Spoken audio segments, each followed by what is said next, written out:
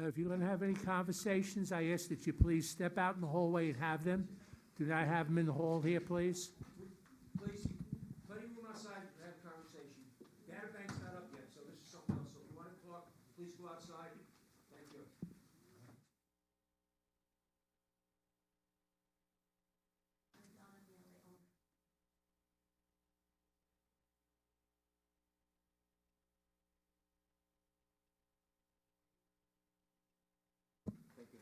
The application before you was referred for a conditional use permit per our zoning code for a bar. The applicant has an, No, excuse me, you're in front of the camera. You have to move back behind the camera. But there's people in You the have hall. to move behind the camera. Have to accommodate all the public. No, you can come and go in. You're in the No, room. we all want to We be can't here. Let's stop, please, please. We have It's the some- law. Yes, please continue. the applicant currently has an existing bookstore, which is approximately 850 gross square feet, with a retail area of approximately 558 net square feet. The proposed use will not change. The existing bookstore contains multiple book display racks and a few reading tables and chairs that will remain as is. There is no proposed change to the layout of the bookstore, and the operation of a bookstore will remain. Along with retail sale of books, prepackaged sandwiches and snack items are available for purchase, and the applicant wishes to now add wine to the selection. Bookstores have been reinventing themselves to compete with the online marketplace. Along with providing great book selections, many bookstores offer retail sale of coffee, cappuccino, and wine, along with prepackaged small bites, creating a comfortable environment to peruse the book selections. They also hold author talks, book signings, book clubs, and wine tastings by pairing the wines to complement a book's title, story, or theme. Per Chapter 43, Section 11.2 definitions of our town code, a bar is defined as a business enterprise primarily engaged in the retail sale of alcoholic beverages for consumption on the premises. That is not what the applicant is intending. The issue wants to remain a bookstore, and as I previously described, just add this as a retail selection to her already retail store. So with that said, we asked first the board to consider what the applicant is requesting. Does it really require conditional use permit? Because again, by the definition of the code, this is not a bar. She will not have a bar where you pull up a bar stool and sit there and served by a bartender. That is not the intent of what she is requesting. So we don't feel that the application as presented actually falls in the town definition as a bar, because it does not intend to have the primary business be the retail sale of alcoholic beverages. However, if the board does determine that a conditional use permit is still required, we ask that the board grant the conditional use as the existing bookstore approved use, which has a valid CO, and the request to serve wine is in keeping with the downtown businesses in the area of Spark Hill, and the granting of a conditional use permit for the application will support a local business to remain successful. We also ask that the board waive the request for a full site plan and parking analysis, as are some of the comments. As demonstrated, there is no change in the use or occupancy proposed, and therefore no change in the required parking. The board's thoughtful consideration is greatly appreciated. Donna, anything to add? Should I turn mine Yep. on too? Well, what I mainly want to say is that we're here to run a bookstore, first and foremost. I first came across the service of wine at a bookstore in Florence, Italy, at their equivalent of Barnes & Noble, really. So you can imagine they have a huge selection of books and just a little cafe where part of the food selections were charcuterie, sandwiches, and wine. And this is really what I wanted to bring, a little bit of the savory, a little bit of the wine, to just kind of elevate and promote and kind of add to the mood. Right now, we're really proud to offer sandwiches from Didier Dumas in Nyack, and we offer things from a couple of other local vendors, like honey from just around the corner from us in Spark Hill, and chocolate from just across the street at Chocolatier Matisse. And we also have these lovely charcuterie packets that people could enjoy with a glass of wine over their book club meetings, during author events, and during other community events. I also just want to mention that there's this growing acknowledgement across the country that adding wine service to the small independent bookstore is really viable as a business plan. We have the Spotty Dog in Hudson, New York, and then across the country we have Book Society in Berkeley, California, the Wild Detectives in Dallas, Texas, and a place called Bad Animal that does used books and wine in Santa Cruz, California. Just a diverse selection of all kinds of literary wonderfulness that, is supplemented by the sales of coffee, food, and wine. And then just to again address the board's concern that our insane popularity with wine service might result in needs for more parking, I can only reiterate that we understand a permit to serve wine would be limited to the store in its current footprint, and that we really believe the service of wine should enhance and not replace the inspiration we find in what we think is one of mankind's greatest technologies to date, which is the printed book. That's all I wanted to say. Thank you. Let me go through the consultant report.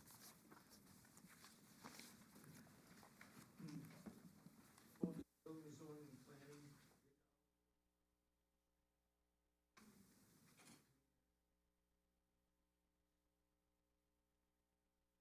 Environmental management and engineering.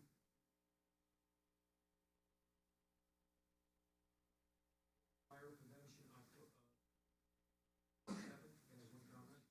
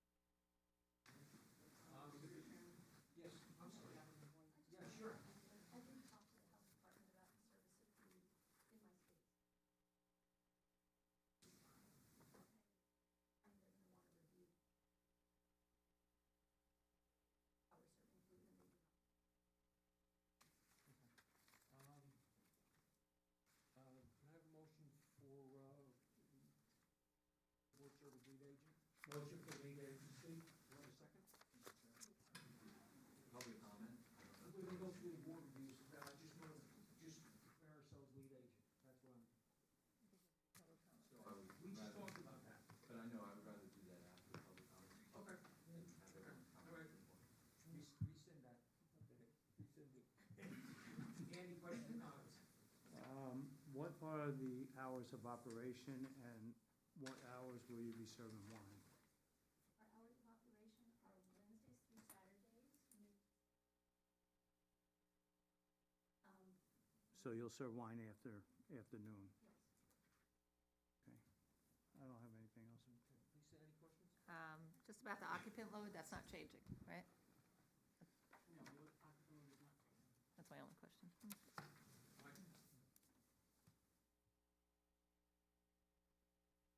Okay, number of tables and chairs is per your diagram, no change on that?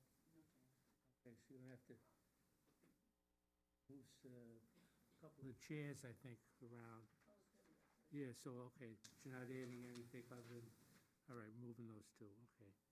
In the kitchen area or where you have the food, is there any stoves or anything in there? No. No stoves? Okay. Okay. Now, what's the amount of time that customers usually spend in your store? Anywhere from, if there's an event, they're there for an hour or two. Okay. If they're just buying food or books, Yeah. it's anywhere from 10 minutes to maybe, You anticipate any change in the time spent there when you start to serve wine, or? I would imagine that the wine will mostly be during events, not really, and maybe someone will come and have a glass of wine with a sandwich, but other than that, no, I can't imagine people are gonna be. And the parking area is gonna be where? Currently, we use whatever the public parking is.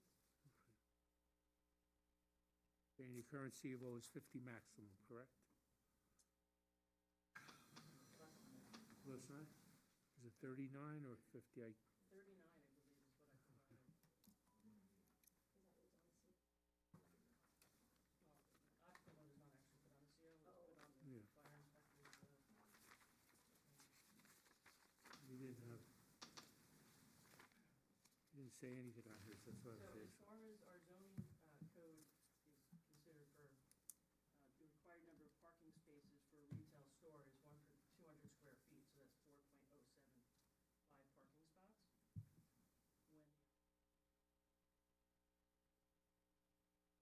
When bookstore, that was not questioned. Now, if you apply tavern, it becomes 1 over 100 gross, and it would require 8.15 parking spaces. But again, we don't fit the definition of a tavern. Also, if you apply the building code for occupancy, this, existing mercantile 60 gross square feet of retail space, which results in 10 customers.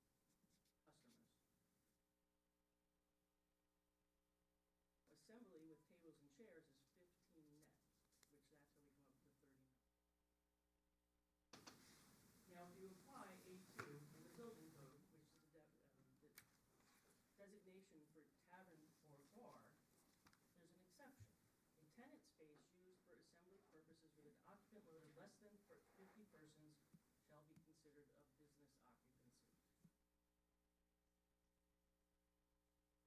That reverts us back to the lower required calculation on what would be. And even with the building code, it fits under business. Hey, thank you, no further at this time. Denise, anything? Mike, anything? Oh, just a couple. Obviously, this is a good idea for bookstore. It's a low-impact use. It keeps the bookstore open, the hours. I think it'd be a nice addition to the downtown. But, you know, when you look at Rick Oliver's comments, we've got to figure out how to mesh that, you know? And I'm not a building department expert. We kind of take his comments and we see, you know, how you guys feel about that, and see if that's a condition of this, you know, of the approval process. So I don't know if Rick wants to chime in or whatever, but I mean, he's got a lot of comments here that might affect things.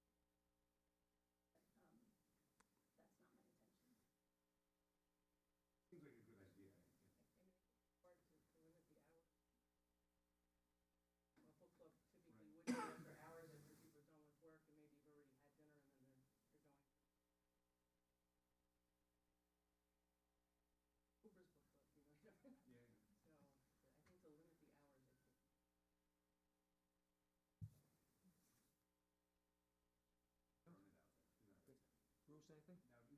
Now, you reached out to the SLA about a liquor license? Yes. Yeah, this has to come first.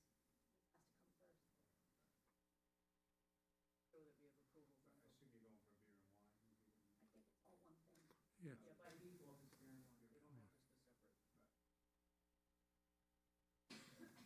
Correct, that's entirely different license and different requirements with the SLA. I mean, a beer and wine license, not That a license. self-beer, but, yeah.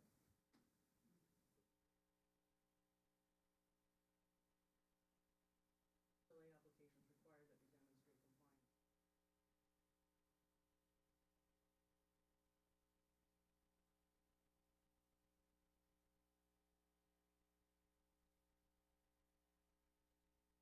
Anything else? Okay, motion to open up to the public? Motion to open public portion. Do I have a second? All in favor? Aye. Aye. Anybody from the public wish to speak on this application? Yes, ma'am, step forward, state your name and address for the record, please. Oh, okay.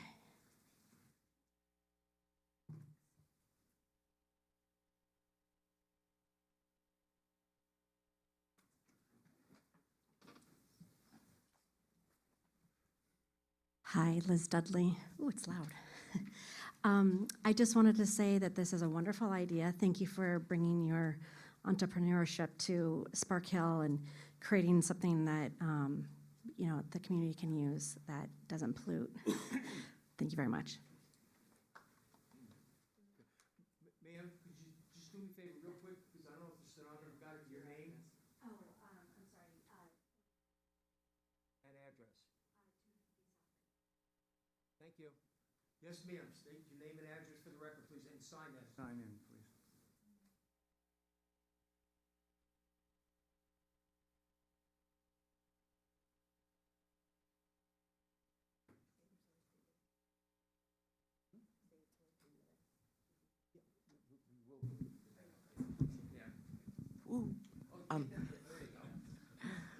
I'm Jackie Drexler. I live in Valley Cottage at 116 Sierra Vista Lane.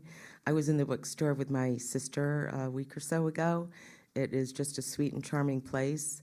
I'd like to say it's not a restaurant, it's not a bar, and quite honestly, there's so many places already in the Spark Hill area that have events and stay open and have wine tastings and have concerts and so many things. I'm not really sure why there would be such like a timeline for cutoff, because I've been a part of book clubs, and typically they do run after dinner time, like maybe at 7 to 9. And so I'm just a little concerned about like making a hard cutoff for this little place that's just beginning, and we want it to thrive. It's a lovely little spot, and I hope we all spend lots of money buying books there. Thank you. This is a problem. Anyone else have any questions or comments on this?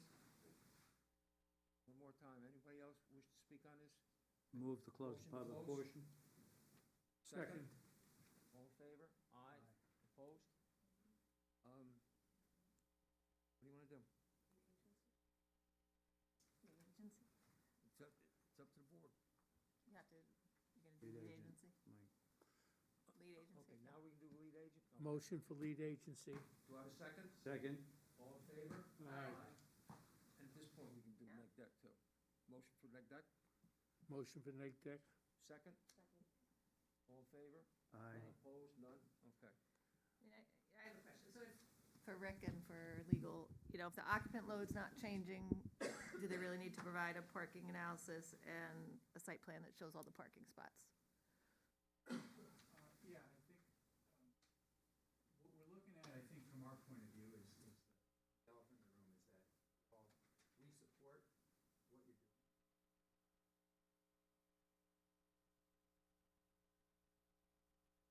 Mentioned many times is intent, we don't intend.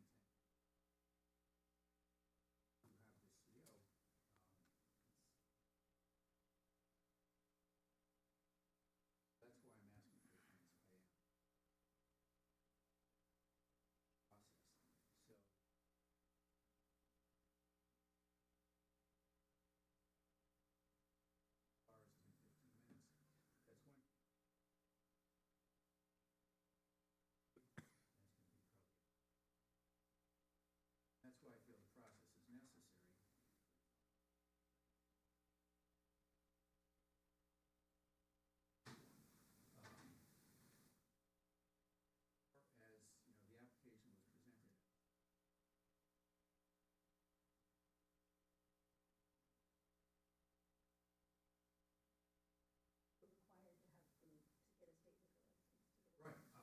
understand that, and the Malta State and their regulations, if you're gonna. But it has to be something.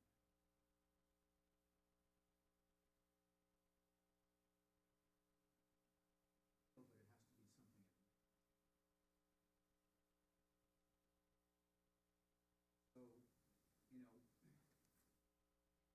have notion that you can have, or, and just describe it as another retailer, not something you can do. Have to go through the process of getting the state. Because that now you're in the food industry. I understand that it's under 50, so.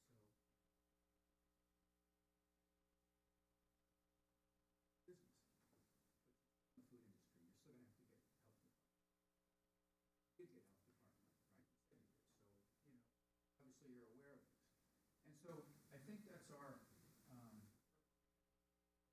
hold you up, we support it, it's just we feel. Other boards should look at this and.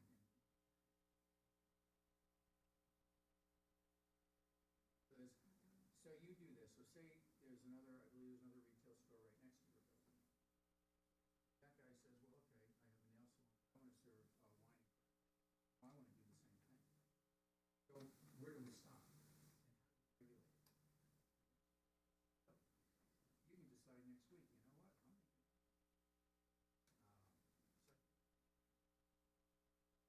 So these are the concerns. I don't know how to answer those concerns either.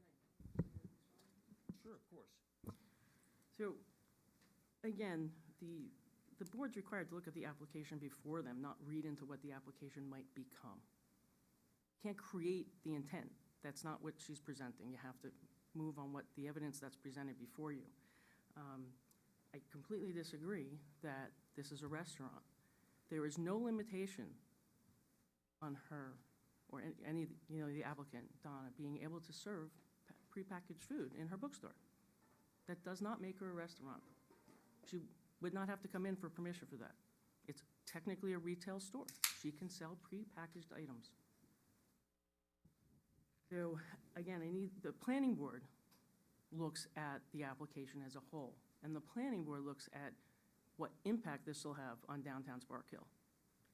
Again, there is no change in the occupancy. Going through the exercise of creating a site plan, doing a parking calculation when we're demonstrating that there is no increase in the load, all it does is put additional cost on a small business to pay a design professional to do that, then make another application to a zoning board just to come with this same determination and outcome. It's putting a small business through an exercise that is not going to demonstrate anything different when everything's said and done. And again, I strongly feel that it should not have even been referred for conditional use because it doesn't fit in the definition of a bar within our local zoning code. And that's really the question here. It is not a bar by definition. Her use is that of a bookstore.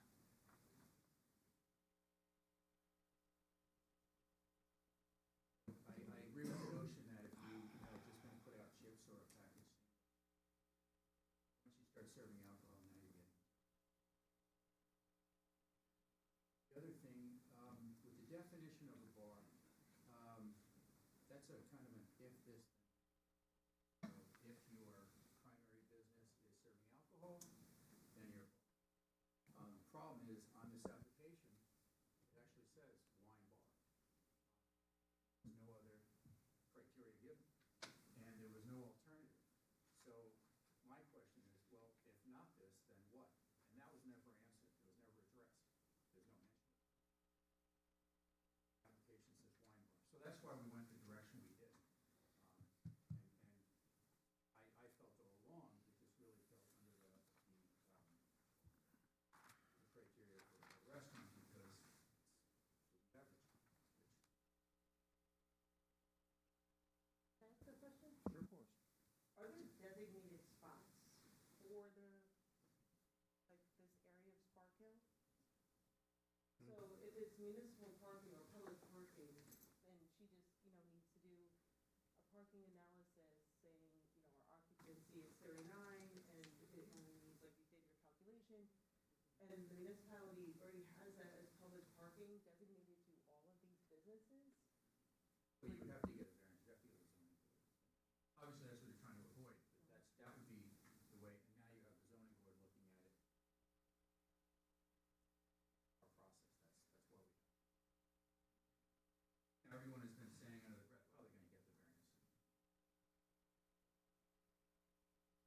Again, the planning board is really charged with looking at the overall impact on an application before the board and the impact on downtown Spark Hill. There is no additional impact for the parking.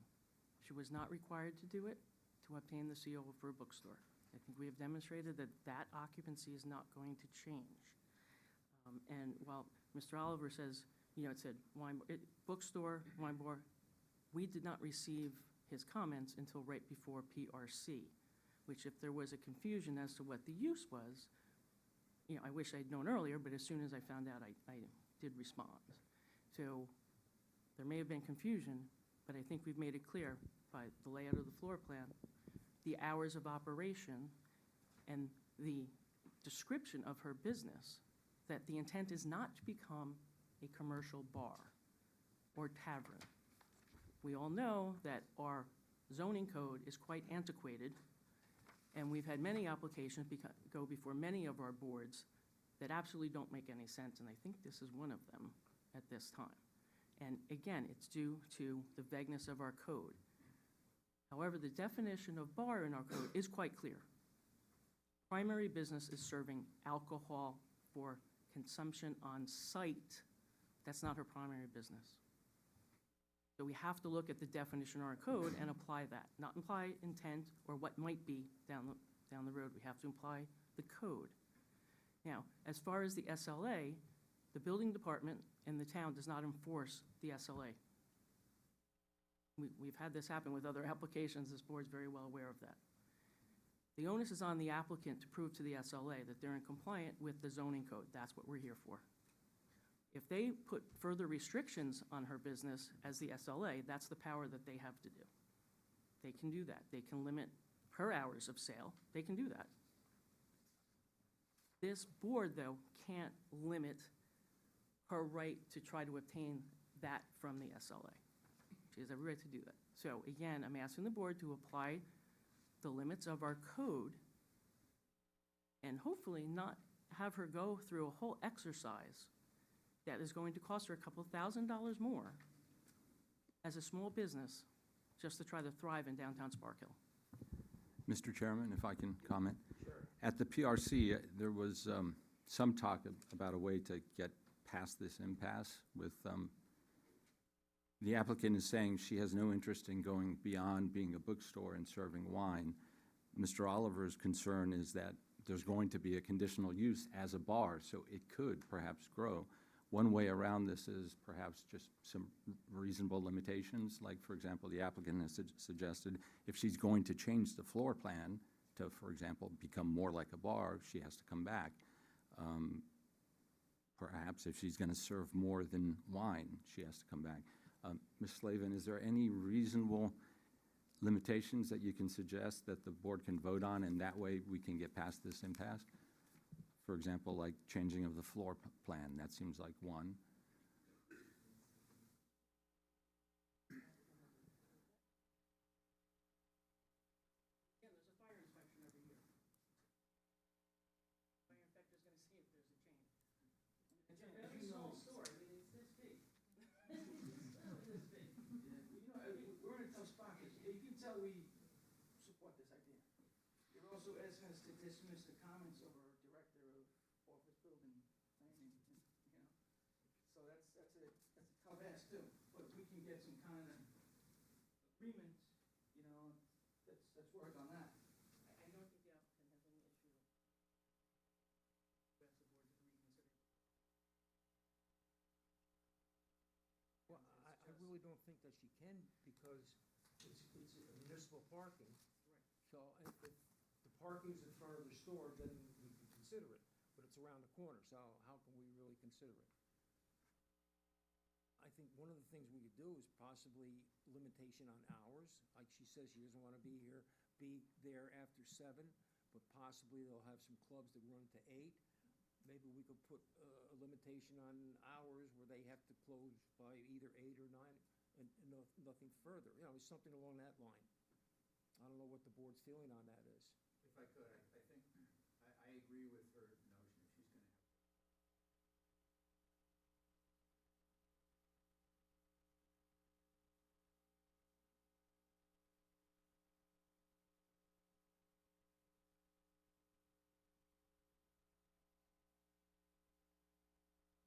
I think that would be reasonable.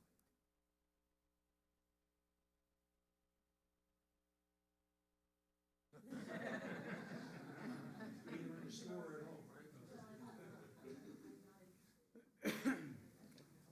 So you're saying we can waive 1, 2, and 3 if we put the other conditions on? Yeah, I'm fine to do that. Can we do that? Yeah. You don't have to serve beer, but you know, what kind of wine and beer. So can we, Conditional use permit Can- number 1, and we want to get final. Yeah. With conditions. Yeah. All right?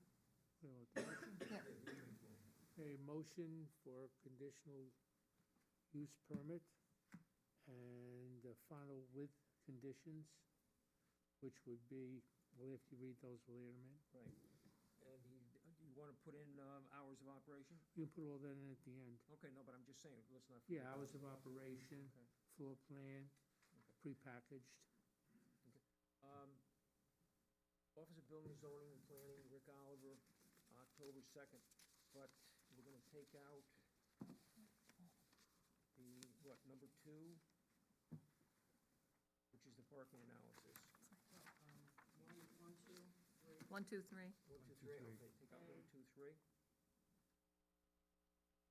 Yeah, I would also ask for number 7, because requiring that the application be changed to a restaurant?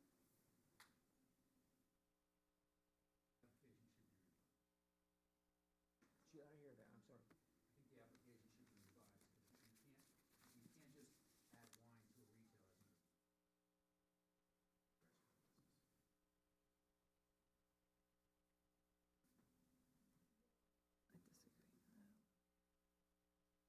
I disagree. Right. So if it's BYOB, if somebody, if, They're in the food industry, it's not a restaurant, they're in the food, but it's not a retail store. Let's read- No, they are. Oh my gosh. New York doesn't have BYOBs. Can you answer that? I can. Again, based on the building code, a deli has less than 50 people. It's considered a business. I demonstrated that here. We have less than 50 people. It falls under the definition of a business. So to start crossing and saying, well, it's a restaurant, well, yes, delis, takeout, pizza places that don't have sit-down other than 2 or 3 tables, they're all technically, by Mr. Oliver's description, a restaurant. But in the building code, they're considered a business once they're under 50 occupant load. So for 7, all I'm asking for is that food be added. You are gonna be serving food, you are required to, so I'm just asking for that to Yeah, be prepackaged food. on the store. Yeah. No problem adding to the scope as long as it doesn't change the definition of her use. Her use is that of a retail bookstore. I think as soon as we start saying restaurant, then I really do run into health department issues. Only that the way I'm running it. That's actually fine, that serves the narrative that we're actually trying to put forward. okay. All right. And we also have the second letter from Rick Oliver dated October 2nd, which has 6 items on it. Again, we're taking off 1, 2, 3 on that one. Letter from the Department of Environmental Management, October 21st, 1 comment. Bureau of Fire Prevention, Town of Orangetown, October 7th, 1 comment. Paul Begansk, October 21st. I think we should take off number 5, because this is parking calculations should be provided. Okay, everybody all right with that? 4 as well. And 4. Rockland County Department of Planning, October 8th. Rockland County Sewer District, October 2nd, 2 comments. And I believe that's it. Oh, yeah, that's it. Huh? Okay. Did you say Yeah, that one too. Bureau of Fire Which is October Prevention? 7th, Alpha Gary. Okay, do I have a second? Wait a minute, we gotta add the additional comments. Oh, okay, and, yeah, we're gonna add, hours of operation, what, no later than 9? Okay, so the additional conditions would be that the store can stay open no later than 9 PM on the days that it's open, which is Wednesday through Sunday. I asked it, no wine service after that. No wine service. No wine service, okay.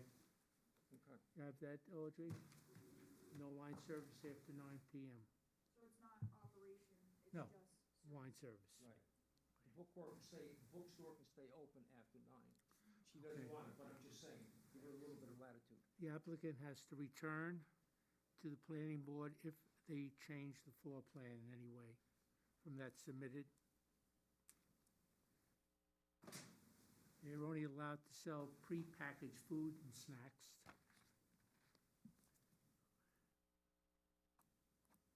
The application scope has to be revised. Correct on that? It just includes that they're serving prepackaged food. Right, to include that they're serving prepackaged food. Okay, I think, was there anything? That was it? Anything Yep. else? Okay, Second? Okay, do you have a second? Second. Andy, all in favor? Aye. Any opposed? None. Luck. Good luck, ma'am. Have fun.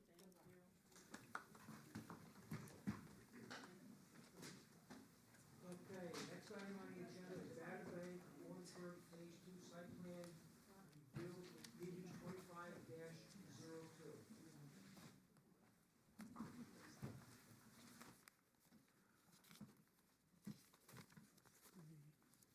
Just wait a minute, see if I get organized.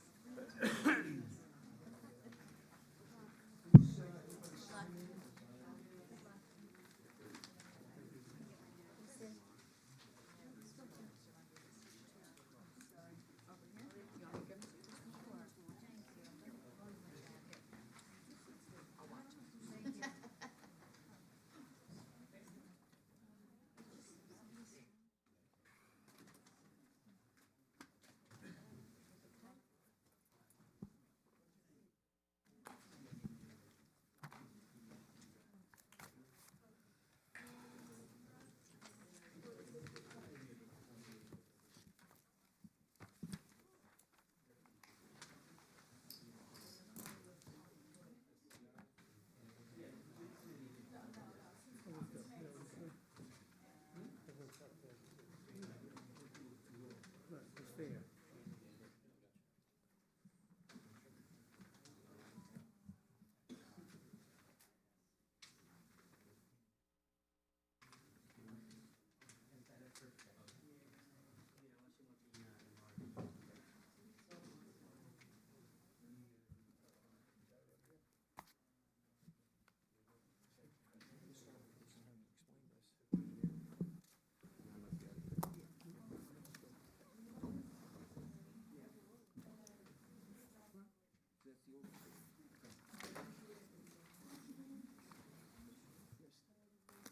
Okay, we all ready? Yes, sir, what can we do for you? Wait. Oh, okay. No. Yep.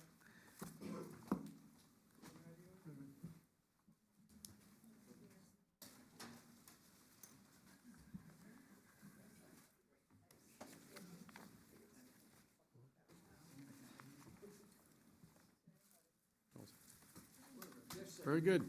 Good evening, Mr. Chairman, members of the board, town council, staff. My name is Lino Sharetta, partner with the law firm Blakely Platt and Schmidt, located in Pearl River, New York. I'll just have the rest of the team introduce themselves, starting to my far right. Dana Smith with Data Bank. Dan LaFrisco, Kilme Horn. Paul LeBlanc, Heim Associates. So, Mr. Chairman, this is an application I'll call Phase 2 for Data Bank. Just to give you some little background, because the last time we were here was back in July, this past summer, And at that last meeting, we had some discussion, and at that meeting, your board had made a motion to retain, obviously paid for by the applicant, Databank, AKRF, to review the project, provide some comments regarding the project. So you'll recall, just again, some more background, because I know a lot of you were there when we did Phase 1. Phase 1 was approved back in 2023. We had applied for that project back in, right after COVID, around 2021.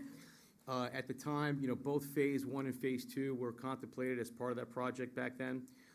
We spent a lot of time on Phase 1, talking about Phase 2. Ultimately, we decided at the time not to go forward Phase 2, because we weren't sure exactly what was going on with that site at the time. So, because I know there was a lot of correspondence that we received and a lot of commentary, so I just wanted to make sure the record was clear on that. There's some allegations that were made that Databank abandoned Phase 2, and that's not the case. In your own decision, we specifically state, and you guys, in condition number 3, in the 2023 decision says, you all have to come back here for Phase 2 for site plan. So that was acknowledged, and I know the transcript even, we had that discussion at length before your board about Phase 2. So really what we're here tonight, we're not asking for any approvals tonight. I just want to make sure the board is clear. We're not asking for approvals. We're not asking for anything on the secret, other than I know at the last meeting in July, you declared the intent to be lead agency.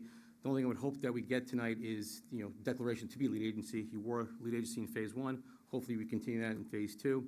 But really our purpose tonight is really to just get some feedback, from the board, AKRF, on AKRF's comments, because that's what was told to us at the last time. And then we have to go back, Mr. Chairman, members of the board, to look at these comments and even what the public is going to say and see what we're going to do with that feedback with respect to this site. Again, I just want everyone here to understand, the board and the members of the public, that we're not asking for approval of this site as is configured, so we need to do some additional work and based on the feedback that we're going to get tonight. Again, I don't know what that is, but we're going to get some feedback from you all, hopefully, and then hopefully at some point come back on Phase 2. With respect to a couple of comments that were made, again, the first one was, we always thought we were going to come back for Phase 2, and that's clear. You can go back to the transcript and look at it. We were going to come back, and it's in even when you guys overrode the county planning conditions, we all said we have to come back for Phase 2. So the other thing I want to talk about is, there's also comments that you all received about how data centers are not allowed here. Well, that comment is about 15 years and 3 building inspectors too late.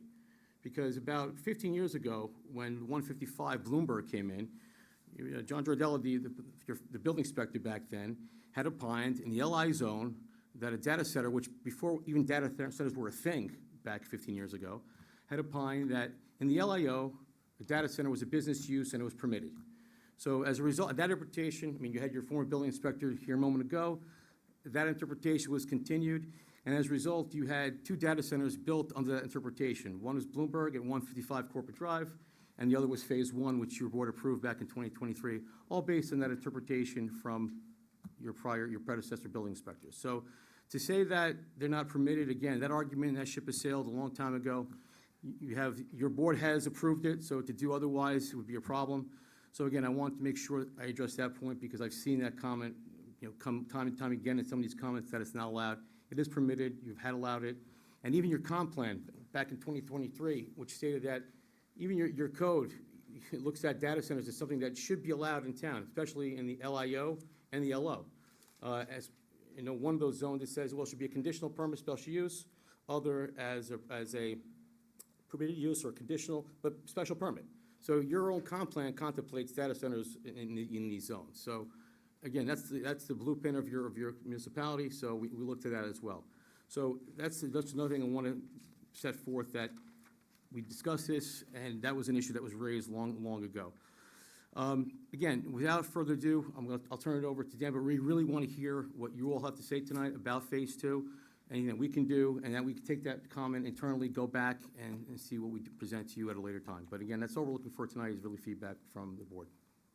So thank you. And I don't know if anyone, Dan, if you want to add something, or Dana. Dana's from ownership for Databank. Dan with Kinley Horn.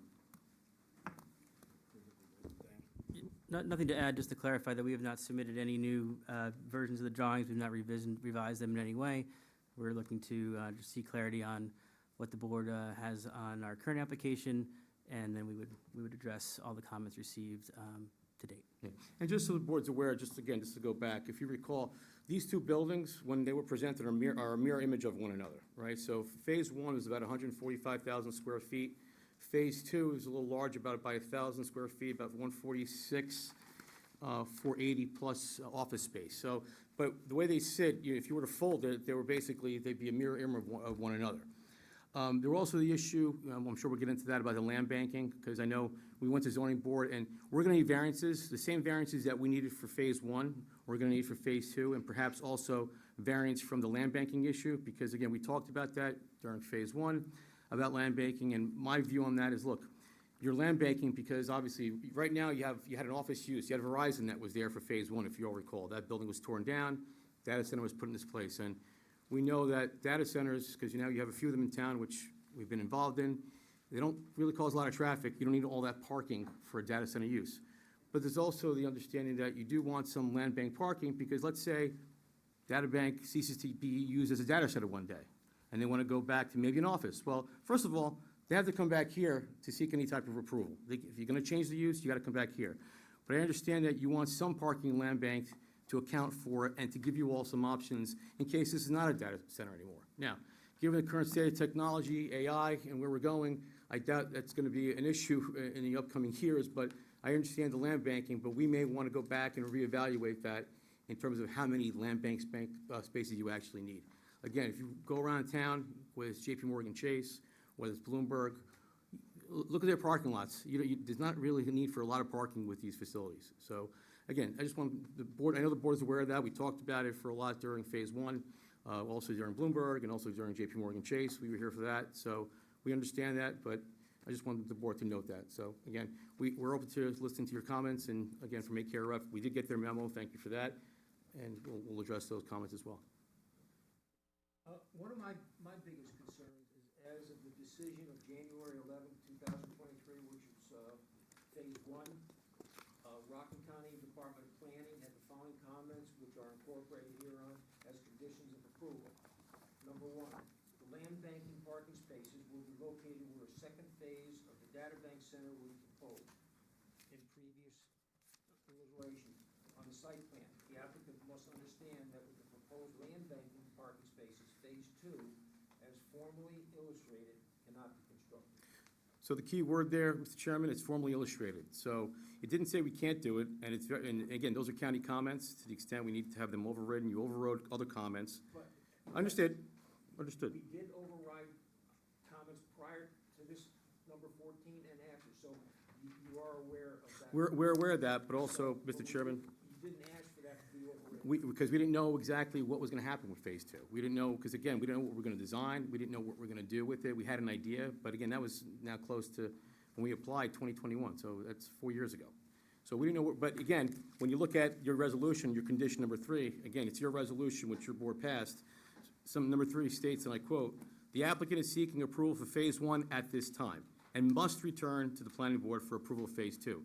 Again, county comments are just that, they're county comments. You all know, you've dealt with many overrides and dealt with many county comments in the past. The county is not a prohibition of what you can do on this property and for zoning. We're back before you saying we want to do something in Phase 2. What it's going to look like, that's what we're looking for feedback. But in terms of that county comment, yes, as formally illustrated. So as we formally illustrated it back in 2022 and 2023, okay, the county says that's not going to work because we have to land bank those spaces. So we may have to go back and look at how we address that. Let me go through the consultant's report.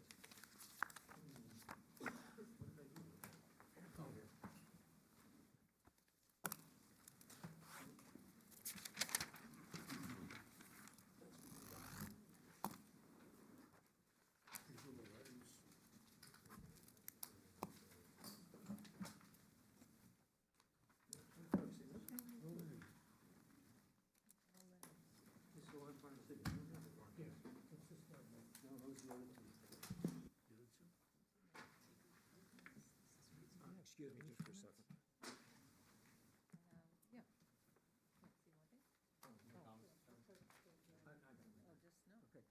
Department of Environmental Management and Engineering, Town of Orangetown, August 21st. We have 1.G comments. Okay. This is a list of we've received. Received a letter from Orangetown DMV dated August 21st, has 1.8 comments. We have a letter from AKRF, Town Planning Corporation dated October 1st, 2025, with 66 comments. We have a letter from Orangetown Environmental Committee dated June 11th, 2025, received August 8th, 2025, with 4 comments. I have a letter from Clifford L. Davis, attorney at law, addressed to the town board dated October 14th, 2025. I have another letter from Clifford L. Davis, attorney at law, addressed to town board dated September 22nd, 2025. Another letter from Clifford L. Davis, attorney at law, dated September 4th, 2025. A letter from Chris, I'm gonna mess some names up, so please don't throw rocks at me, all right? Chris Kablaski and family, dated October 21st, 2025. I have an email from Jenny Boratska, dated October 21st, 2025. An email from Roderick Kramer, dated October 21st, 2025. An email from Kathleen Libb, dated October 20th, 2025. A letter from David B. Rosen, dated October 20th, 2025. A letter from Anne Marie Ferrara, dated October 20th, 2025. A letter from Marie Rocco, dated October 20th, 2025. A letter from Matthew Himlin, dated October 20th, 2025. Email from Medley Floor, dated October 20th, 2025. Email from Monica Salva, dated October 20th, 2025. Email from Stephen Jackson, dated October 19th, 2025. An email from Lindsay Donlin, dated October 18th, 2025. An email from Betsy Longerdorfer, dated October 19th, 2025.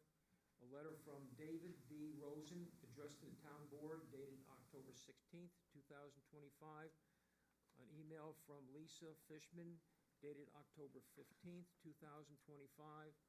An email from Karen Steinmetz, dated July 24th, 2025. An email from Jenny Baratsta, dated July 23rd, 2025. And I don't know if this was included or not. A letter from Chris Kemblaski and family, October 21st, 2025. I also have a letter from AKRF, which was dated October 1st, 2025. Okay, I think that's got everything. Got everything? All right, thank you very much. Andy, questions or comments? Yeah, looking over some of the paperwork here, there's some statements made about the utility and the amount of electricity going to be used. Can you give me some idea of how much that is? And can you put it in layman's terms so everybody would understand how much it is?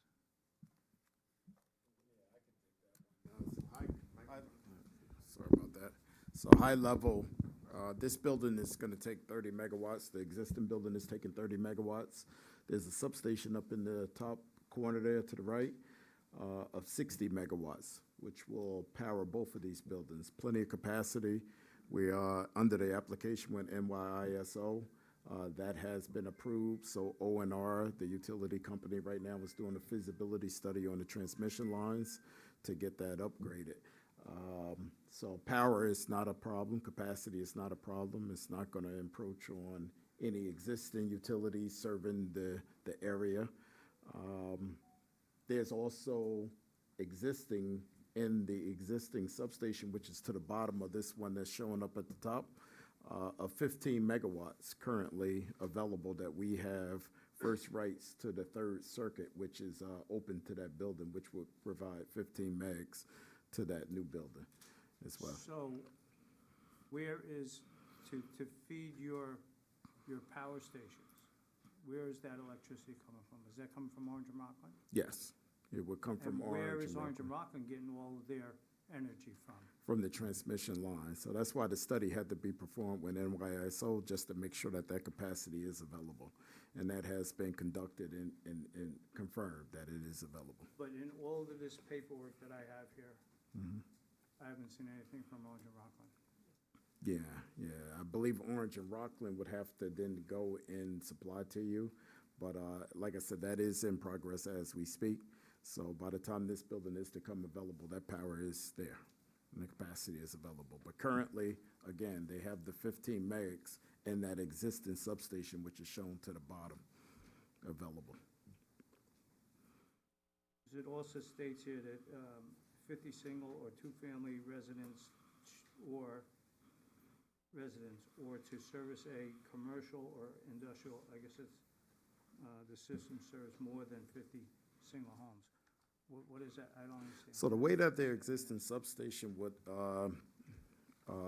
conduct out is they have multiple cabinets. So they have cabinets that's already slated for all the residents that's there. So these power capacities that we're talking about are dedicated strictly to this site alone. And there's 3 circuits that come out of that existing sub, 30 of which is powering the existing substation, 15 slated for the second. And again, the new 60 megawatt would then be dedicated just to data bank itself.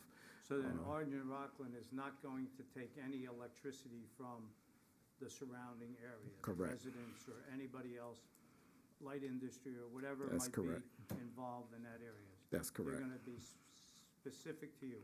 Correct. So, so if there's something wrong with the electric, we have power outages. What happens to your station? What happens to your plant? So if there's a power outage on the transmission side, which will then turn the outage to that new substation, we have generation which are in these existing equipment yards and new equipment yards shown on the plans.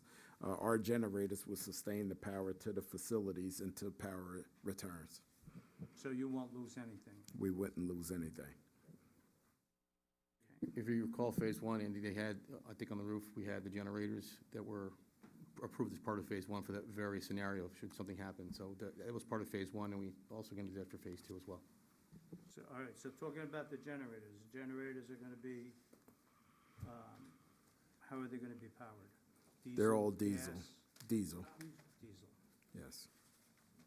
And you're gonna, and the diesel tanks are gonna be sufficient enough for how long these generators will operate? We size them for 24 hours on full load. Data centers, as you know, are never at full load, and then we would refuel accordingly as we need. Because I can remember a few years ago, I lived pretty much close to that area. We were without electricity for 3 days. Would you be able to sustain that 3 days or whatever? So we would have 24 hours, the size for 24 hours at full load. If we're at reduced capacity, then that would extend the hours. But then we would also bring in fuel to refuel them to continue to run on for however many days that power is unavailable. Does Orange and Rockland guarantee you never to lose electricity?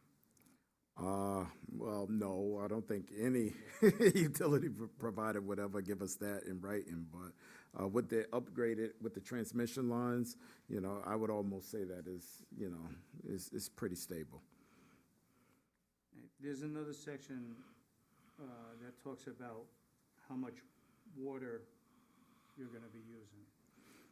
All the cooling for the building and everything, that's a self-contained unit. It's not gonna be using any water or anything like that, so. That's correct. So, what would be your water consumption? I mean, what are you gonna have, 30 employees? Less than 30. So our water consumption would be very minimal, you know, at There's no increase for the site with the water consumption. It's a closed loop system for with the water that So would be it'll in be there. a lot less than what Verizon was using. Correct. 100%, far less. Yeah. Far less. Yeah, these are closed systems. Once they're filled up, there's no refill. It's not like a traditional cooling tower system Right. where you're continuously, using water. We pretty much use zero, once we're up and online. Yeah. Is there, and I've talked to a few people about this, there's a lot of people probably in the public that are concerned about the energy consumption from Orange and Rockland. Is there anything on the horizon that you guys might be able to produce your own electricity? And I'm not talking about solar panels, that's way out of that would never happen. But is there anything that you guys are thinking about in the future to produce your own electricity? Because I know from the public and from all our meetings, that was a concern of the energy consumption. Right. And with the vast number of data centers that are going in, not only in this area, but all over the state, all over the country. So are you guys thinking of alternative methods of producing your own electricity? We're always considering and looking into it. We have multiple vendors that pitch different ideas to us, so we're always open to ideas and recommendations. Currently, solar power came up on the panel. We looked into it. Yeah, It doesn't really work for That and, yeah. and wind turbines. Exactly. It doesn't work for our application, but there's many things is always being produced and brought out, and recommendations come across our desk all the time, and we're definitely open to it. Okay. Yeah. I have nothing further until after the public portion. Lisa? Yeah, so, I mean, you're not submitting anything new to us since the last meeting, so, my comments from the last meeting still apply. Again, AKRF submitted, 66 comments that I'd like to see each one of them address, specifically all the noise related comments and questions, the air quality questions, the electric usage you just talked about, but we would definitely need a letter from O&R, basically stating that, the electric usage, that there wouldn't be a strain on the local power grid, right? Something from O&R stating that. I'm glad to hear that the water usage would be less than what Verizon was using. That sounds like a positive, but, another thing also, the neighbors are concerned, the visual assessment, I think we would need. We don't see anything here that, a visual assessment from the Palisades and the adjacent properties when the leaves are not on the trees, so we can see, with the proposed building, what that might look like from the residential neighborhoods and homes directly adjacent to the property. And again, I'd want to hear feedback from all of the AKRF comments. Yeah, and just for the record, yeah, we do plan on submitting, like we did for Phase 1, comments to that, and we will provide you comments, response to the AKRF memo. Again, we just figured we'd come here tonight because we want to hear your comments as well, and kind of do one, comprehensive submission for the next one, including responses to AKRF, and anything else that you, the public, have further with respect to this application. My concerns are all in what AKRF has expressed, so, yeah. You have some. Okay, so you said O&R is doing the survey, a study right now to see if the transmission lines can handle the power? So NYISO already blessed the transmission lines that we definitely can handle it.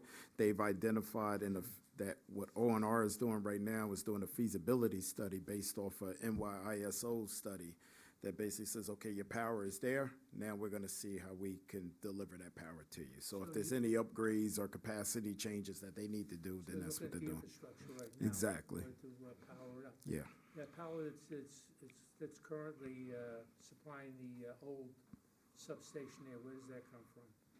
That power is off of the transmission line coming back from the provider as well. So that's existing capacity that's there.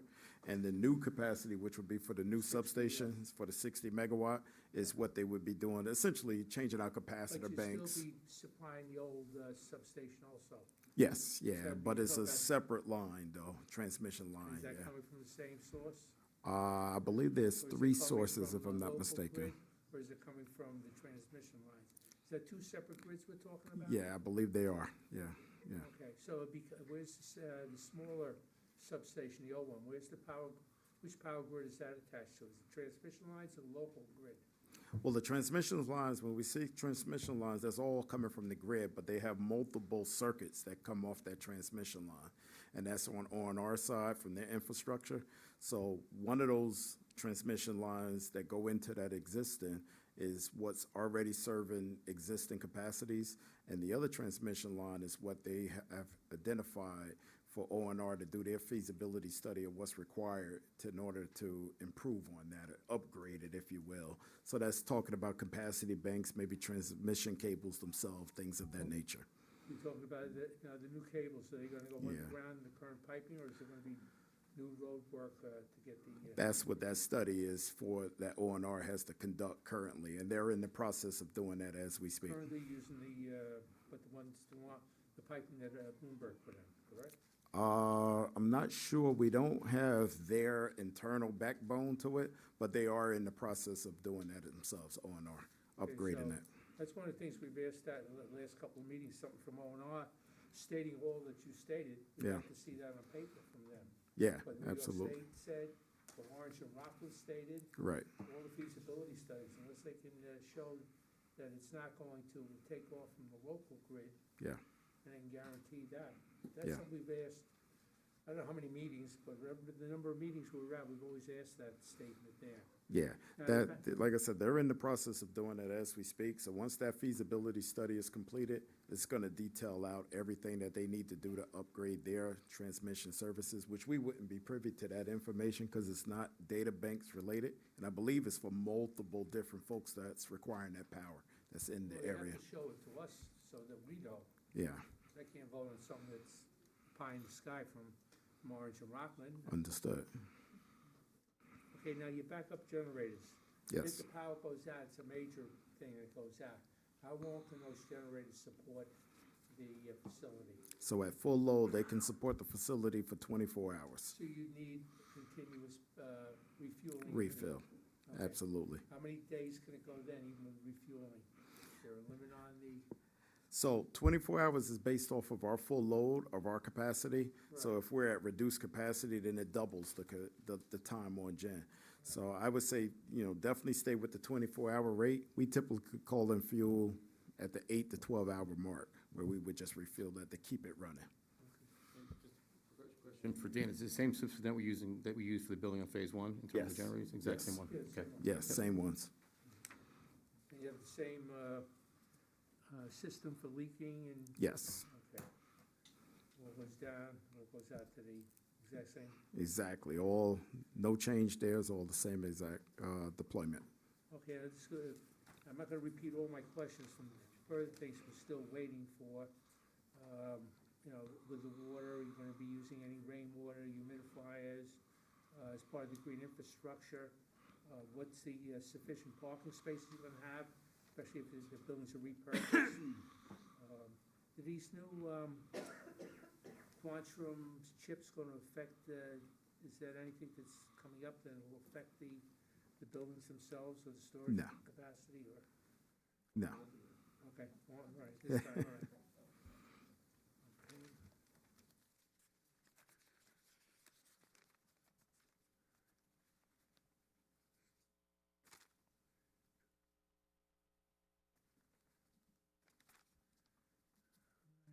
Okay, green infrastructure.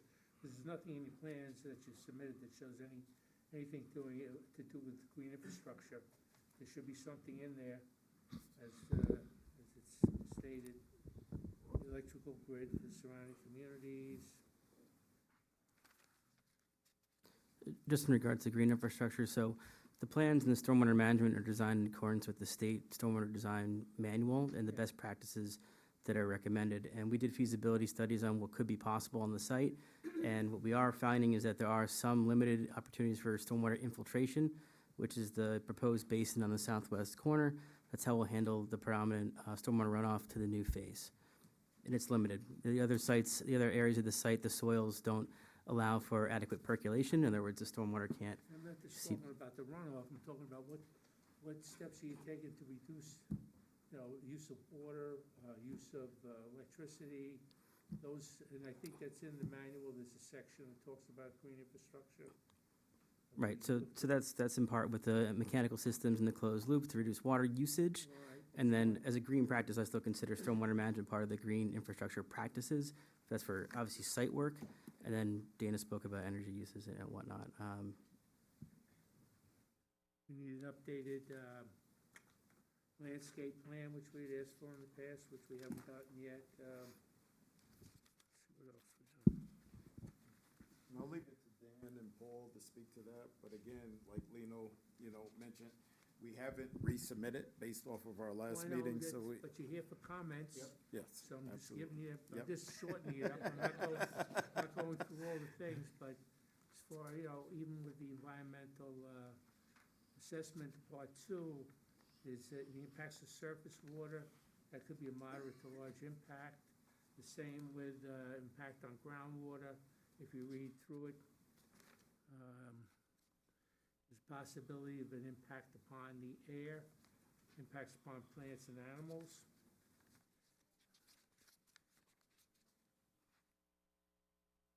Impact on aesthetic resources, possibility, if you look at it, and you go through the steps they talk about there.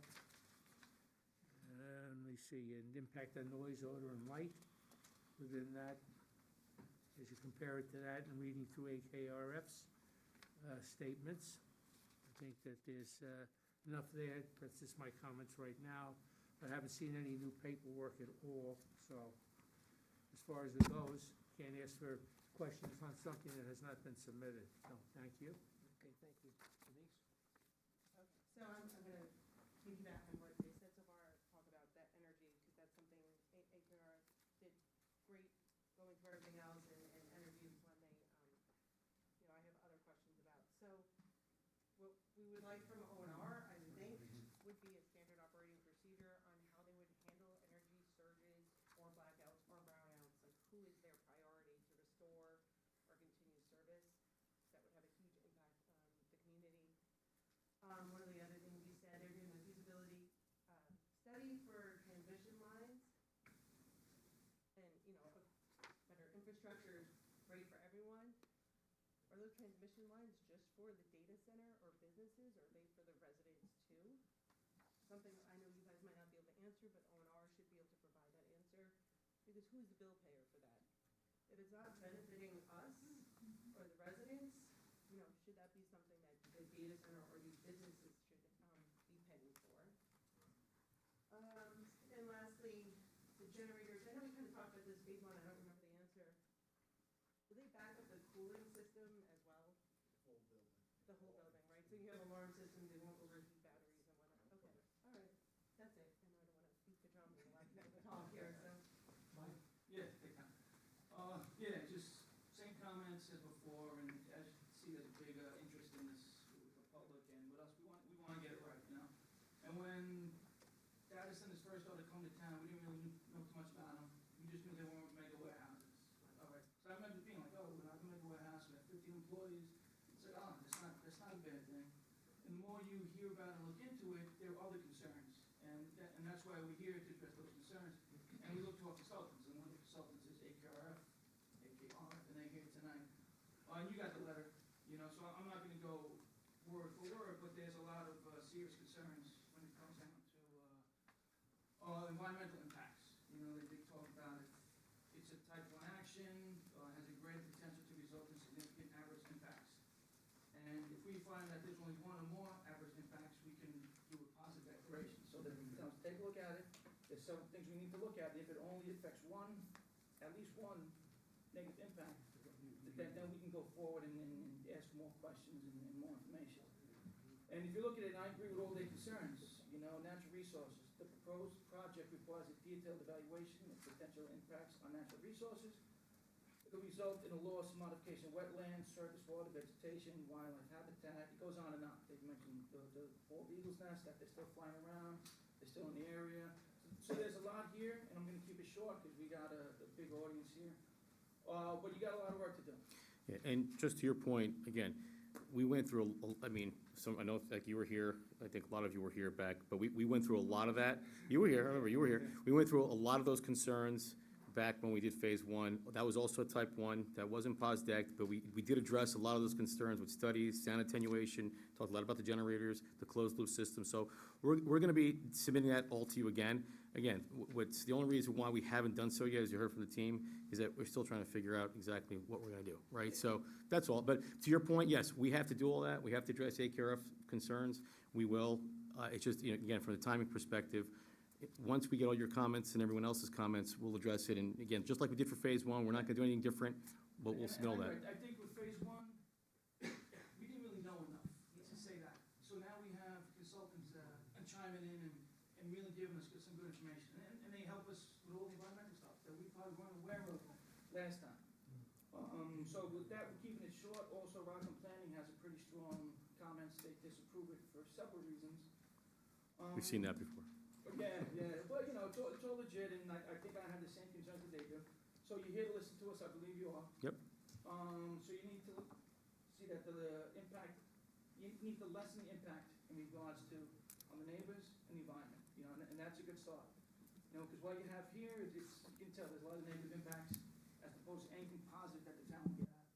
So that's all I got tonight. So, thank you.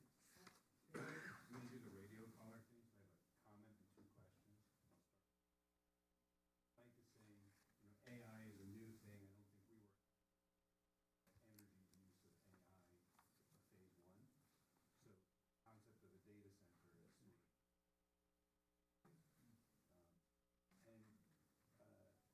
Phase one energy usage.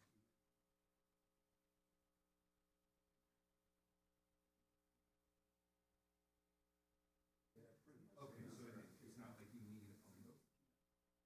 And. Cost of energy for everyone who lives. Size of the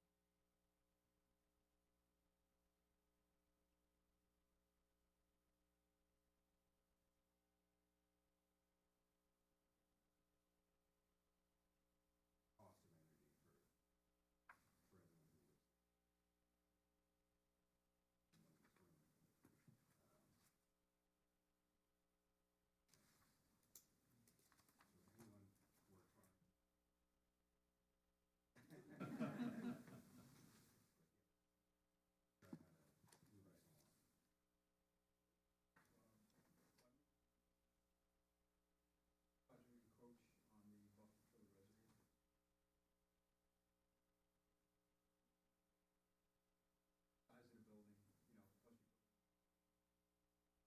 Objects, so you gotta come up with a small.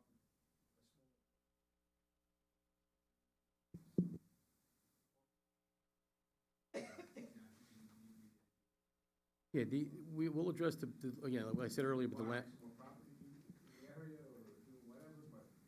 Yeah, we'll address the issue of the buffer and the land, but the land banking, I said, like, once we figure out what we're gonna do, that's gonna be an issue we're gonna have to come back to you on, because again, if you look at the sampling, I mean, the one thing about Orangetown, listen, I'm a resident here too, you have three data centers, well, you have JP Morgan, Bloomberg, and then you have this one, you have phase one, right, all online. So, if there's anything you all could look in terms of, I mean, I'm familiar with the warehousing, truck traffic, but this is one of these uses that doesn't have any of that. So to your point, yes, there's a land banking element that we have to look at, and to that point, you know, right now, we disagree in terms of how many actually land bank parking spaces you need, given that use. Okay, and I think there was even comments about, you don't need that much. So we have to assess that internally to figure out what that number is, and we're gonna have to come back to you, and obviously the zoning board to address that issue. But we hear your point, we have to address it, and you're right, phase two, you're right, it's closer to the reservoir, we understand that, we get it, so it's just something we're gonna have to address, that's why we're here tonight, to get those comments. Yeah, okay. Mr. Chairman, I have one more. Yeah, sure. I looked through all the papers again, and I don't see any report of the bald eagle's nest from the DEC. You were, if I remember correctly, you were supposed to monitor that for 5 years because the nest was destroyed somehow. And I don't see any of that report anywhere. We'll submit a letter from the DEC. We've been monitoring the bald eagle activity, which has been inactive over the past seasons. And so the DEC has declared it a non-active nest, and that So- no further monitoring would be required at this time. So the monitoring for 5 years is up? It hasn't been a full supposed to 5 years. monitor it for 5 They, years. they declare that we don't have to continue the monitoring based on the, yes, yeah. So we'll submit Okay, that letter, yeah. yes, I'd absolutely, like to see that. absolutely. Of course, yes, sir. Go ahead, Mike. We're talking about the fill that you were gonna use for the wetlands. You submitted the application to New York State DEC? We've submitted our wetland application, and we're still pending feedback from the DEC on our proposed mitigation and impacts, yeah. On the fill, in other words. Well, we've tried to avoid any impacts into the wetlands itself. So actually, one of the previous iterations included a retaining wall to mitigate our land disturbance in the wetland areas. But there was talk about putting fill in there, correct? There are some wetlands that do need to be filled just because the building will be there. Then you need yeah. the New York State DEC approval. Absolutely, yeah, so we've So, submitted those applications, Submitted the yes. application, have not gotten anything back from them yet? Correct, yeah, nothing formal. We've only been in informal conversations to introduce them to the project. So we're waiting on their formal comments. I think that goes back to January, we were talking about that. All right, no further at this Yeah. time. Anybody else on the board? Make a motion, we open to the public? Oh, wait, Tom, does AKRF want to make comments? Excuse me? AKRF, do they want to make comments? I was gonna, yeah, we're gonna get to that. I'm just seeing if the board has anything else. In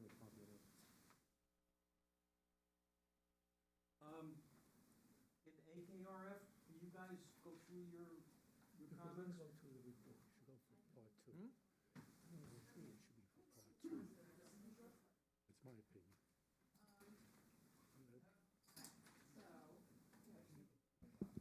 Oh, I don't have to hold it, that's good.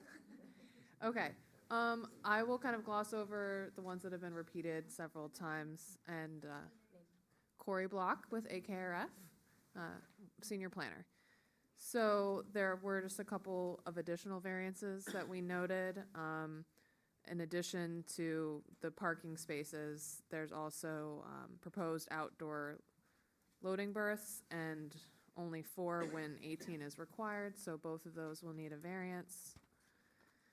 And then in addition to that, there is a retaining wall within the 100-foot setback that will need a variance because of its height. We've talked about, an updated landscaping plan. There's also a requirement for an updated lighting plan, because there's some pieces missing in that. We do want to note that a community facilities analysis needs to be taken into account, in particular fire and emergency services, just so we can account that there's no negative impacts to those. For infrastructure, like we said, the water and electricity demands, having something from those providers stating that there would be no negative impacts, and that especially with the water, that they can withdraw at a sustainable rate. But now that you're saying closed loop system, that makes a little bit more sense. But kind of including that in the narrative would be good as well. An economic impact analysis should be undertaken. I believe one of the board members brought that up about, what is the town getting out of this? So kind of looking at the fiscal benefits that the town could get. The community character analysis, we brought up that there should be a visual analysis done from adjacent public areas such as the ball fields, the lake, and then the Palisades Interstate Parkway.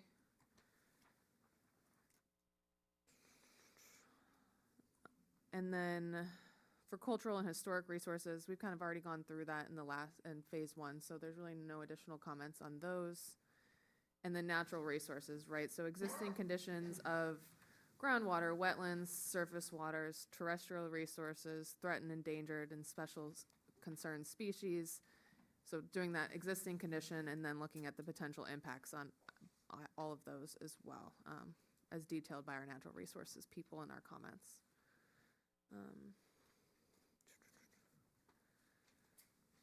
I'll let Lane talk to traffic in a second. But, yeah. Oh, perfect. I'll pass it along to Elaine. I'll take a couple more of our technical pieces. Elaine Dew, Senior Technical Director with AKRF, Traffic and Transportation. In terms of traffic, of course, a data center is a lower generator than, for instance, a standard warehouse. However, we're looking for your trip generation, the number of cars you're generating, and exactly what's happening at the existing site. So not only are we looking for what would be generated by phase 2, but also what's being generated by phase 1, so we can extrapolate that based on what the site currently has.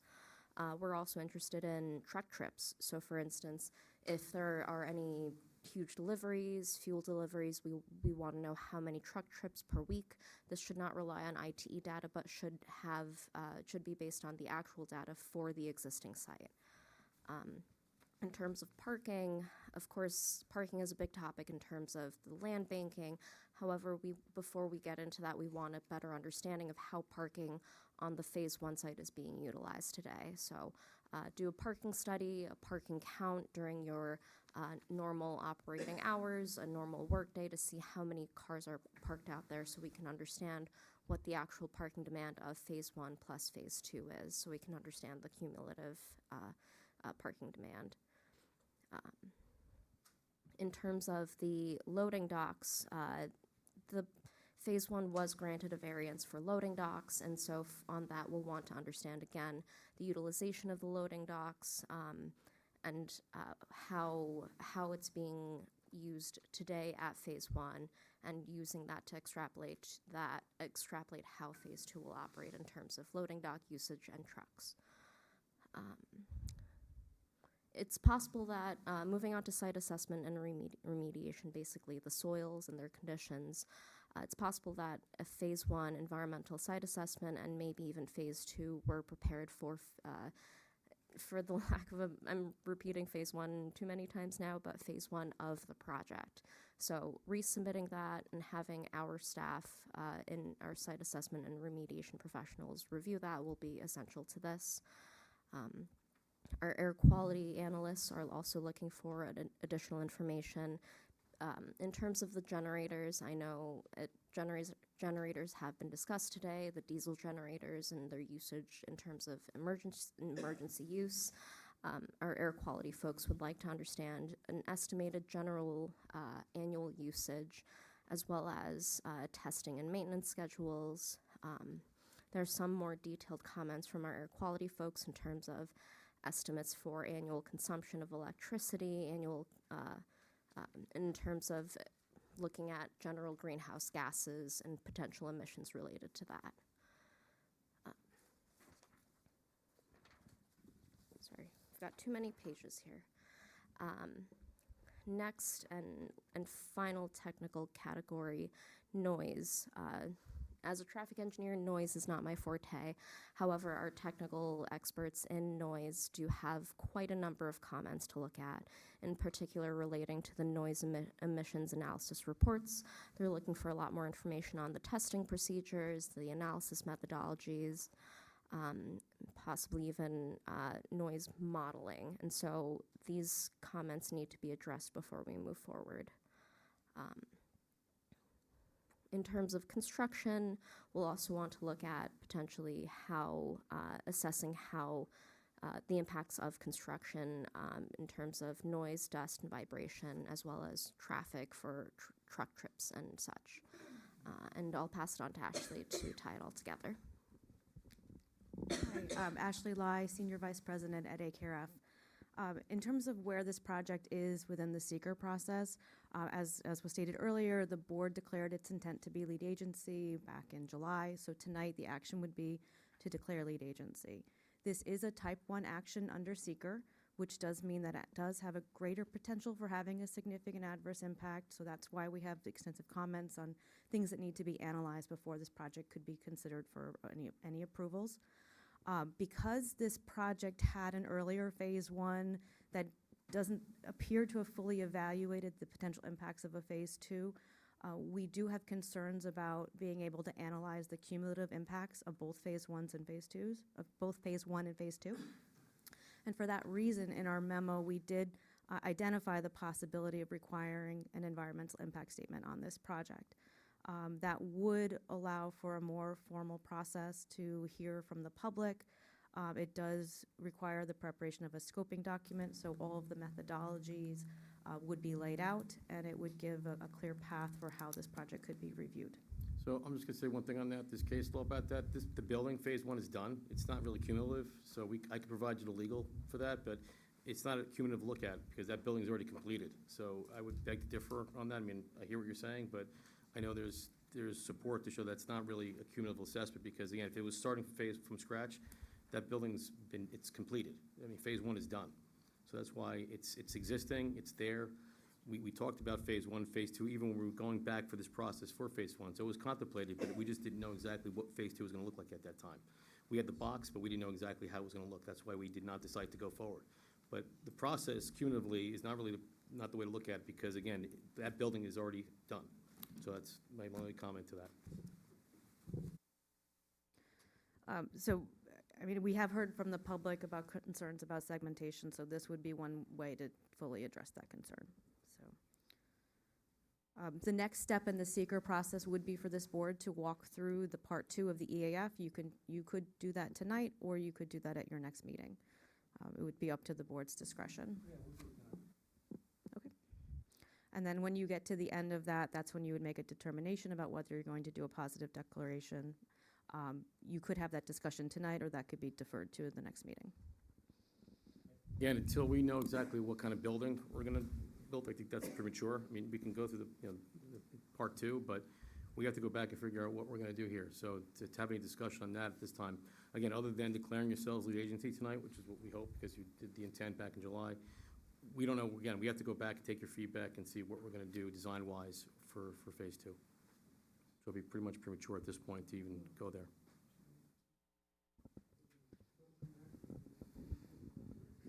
Yeah, I was just going to say, I would defer to our consultant experts, and if they think it's appropriate tonight and the board wants to. If they don't think it's appropriate, I would take their lead, honestly, so.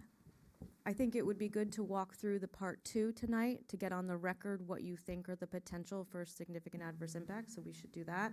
I do think it would be appropriate to hold on considering a positive declaration until they have revised their project, because if you do move forward in that direction, it would be appropriate to have that positive declaration and scoping document reflect the project as proposed.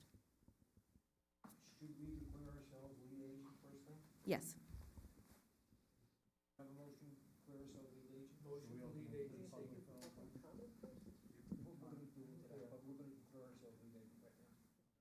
Have a second? Second. All in favor? Aye. Okay, we're not gonna do the sequel or anything. Right. Wanna go through part 2 now?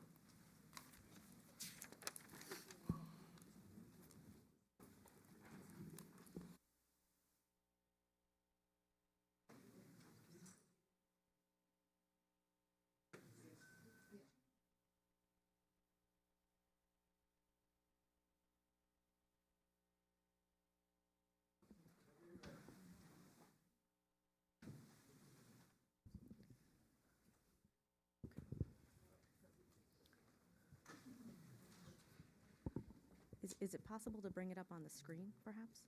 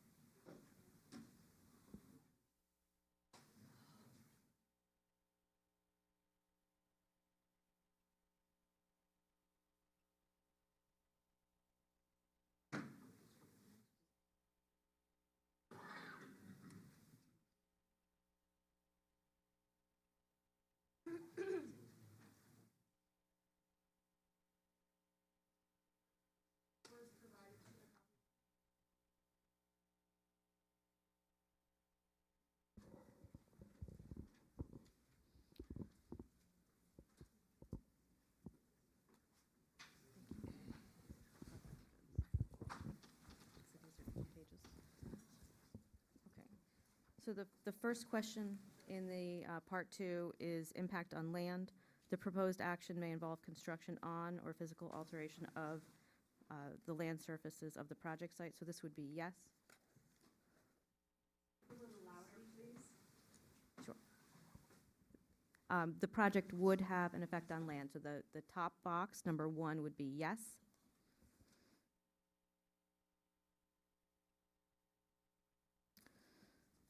A, the proposed action may involve the construction on land where the depth to water table is less than 3 feet. The applicant's team is here. I believe it's less than 3, if you could confirm. No, the water table is deeper than 3 feet. It's deeper than 3? So then this one could be no or small. Yeah. The proposed action may involve construction on slopes 15% or greater. I believe that's I don't think so. a no. No. The retaining wall is a structure, but I think that's speaking to existing slopes, steep slope. There's no steep slopes in the property.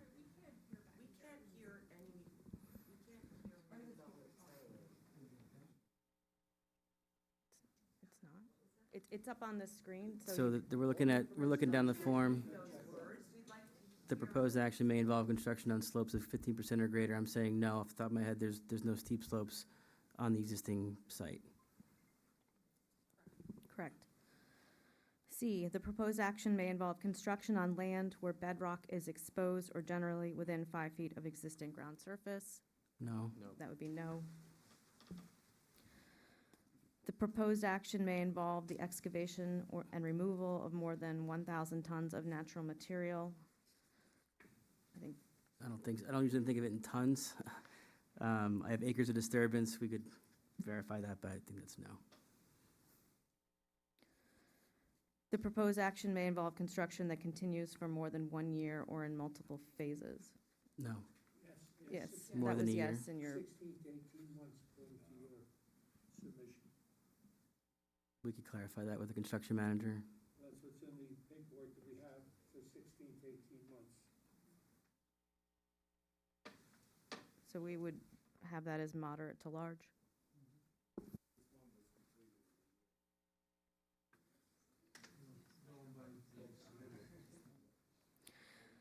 I'm sorry. Phase 1 was completed in less than, in a year, basically. This is significantly less than Phase 1. The proposed action may result in an increased erosion, whether from physical disturbance or vegetation removal.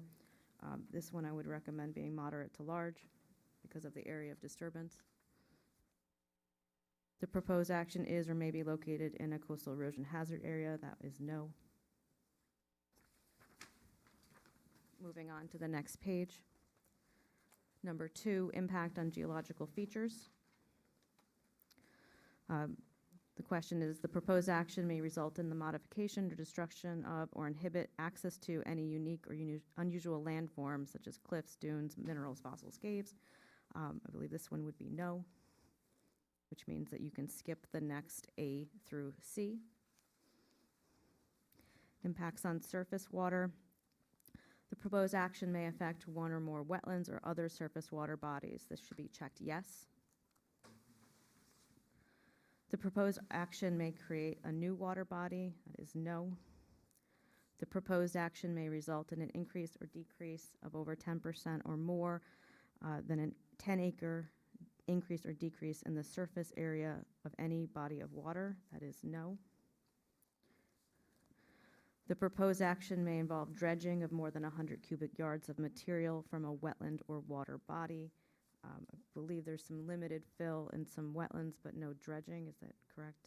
So that would be no. That's correct.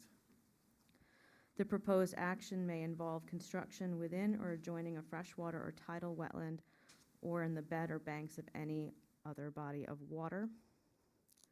So this would be moderate to large because there is disturbance within wetland and wetland buffers or wetland buffer areas.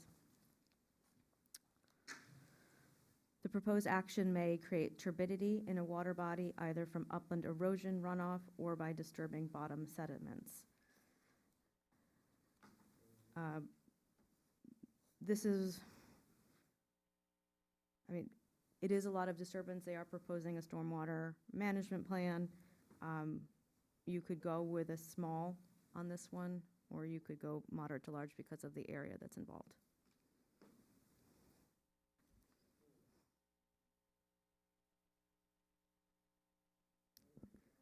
What's that? It's for the board members. Oh, are you giving recommendations? Yes.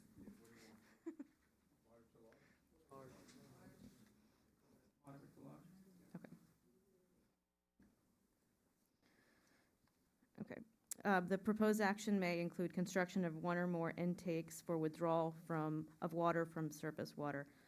I know we've heard questions about whether water is being withdrawn from Lake Tappan, but I believe that answer is no. That's no. Okay, so the answer can be no here. The proposed action may include construction of one or more outfalls for discharge of wastewater to surface waters. I believe you're connecting to sewage. That's so- no. yeah. It's correct. Wastewater is a direct connection to municipal sewer. Okay, so that would be no.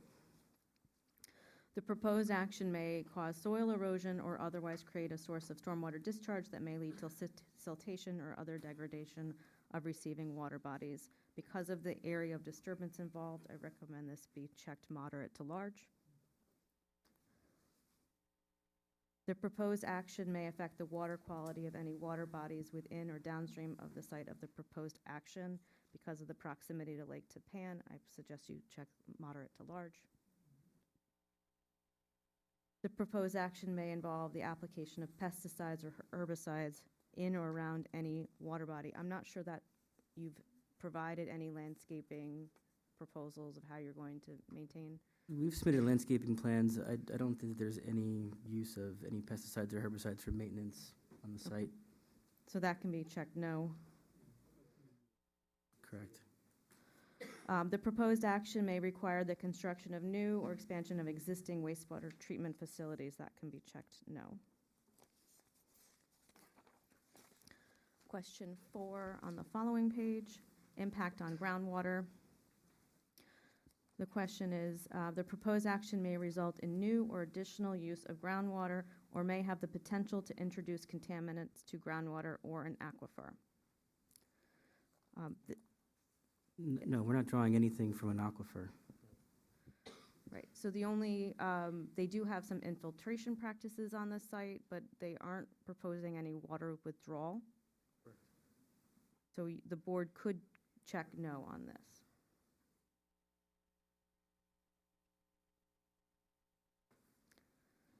Okay, so then you would go to impact on flooding.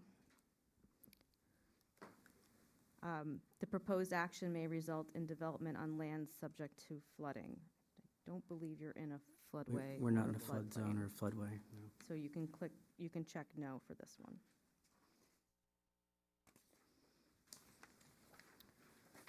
Impact on air. The proposed action may include a state-regulated air emissions source. That's likely a yes.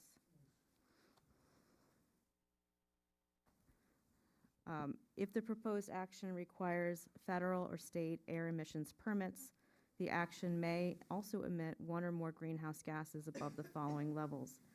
I'm not sure we've seen the full detailed analysis here, so we can check moderate for each of these until we've seen that analysis. There's nothing there regarding the emissions by the diesel backup generators or anything else. Yeah, the FEA, yeah.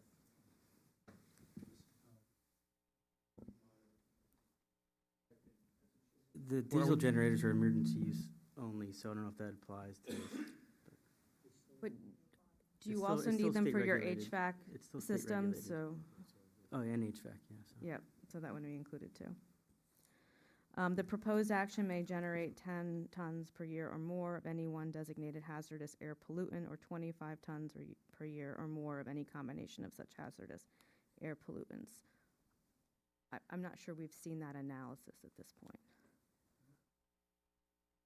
So we can check moderate until we have those reports.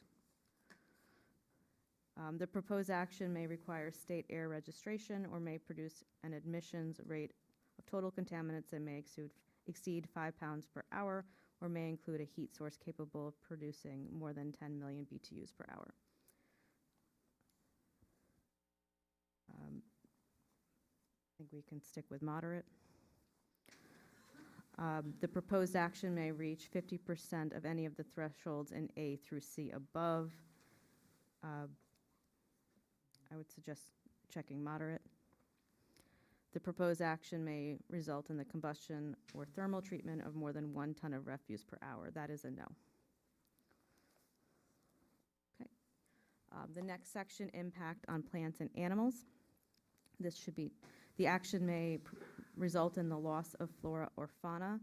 I think we can check yes on this one based on some of the species that have been identified in the past and the wetlands involved in the site. The proposed action may cause a reduction in the population or loss of individual threatened or endangered species as listed by New York State or federal government that use the site or are found on, over, or near the site. This should be checked yes because of the identified presence of bald eagles. The proposed action may result in a reduction or degradation of any habitats used by any rare, threatened, or endangered species. I would suggest checking moderate to large. The proposed action may cause a reduction in population or loss of individuals of any species of special concern or conservation need as listed by New York State or the federal government that use the site or are found on, over, or near the site. Again, I suggest checking moderate. The proposed action may result in a reduction or degradation of any habitat used by the species of special concern and conservation need as listed by the New York State or federal government. Again, suggest checking moderate. The proposed action may diminish the capacity of a national natural landmark. This can be checked no. There's not one on the site. The proposed action may result in the removal of or ground disturbance in any portion of a designated significant natural community. This can be checked no. The proposed action may substantially interfere with the nesting, breeding, foraging, or overwintering habitat for the predominant species that occupy or use the project site. This could be checked moderate. The proposed action requires the conversion of more than 10 acres of forest, grassland, or any regionally or locally important habitat. Suggest this be no. The proposed action involves the use of herbicides or pesticides, and this means at a high level. I think this can be checked no. The next question is impact on agricultural resources. This can be checked no. There's no agricultural resources on the site. So then you would move on to 9, impact on aesthetic resources. The land use of the proposed action are obviously different from or in sharp contrast to current land patterns between the proposed project and a scenic or aesthetic resource. Because of its proximity to properties that are listed on the State and National Register of Historic Places, I suggest this be checked yes. The proposed action may be visible from any officially designated federal, state, or local scenic or aesthetic resource. I suggest this be checked moderate. The proposed action may result in the obstruction, elimination, or significant screening of one or more officially designated scenic views.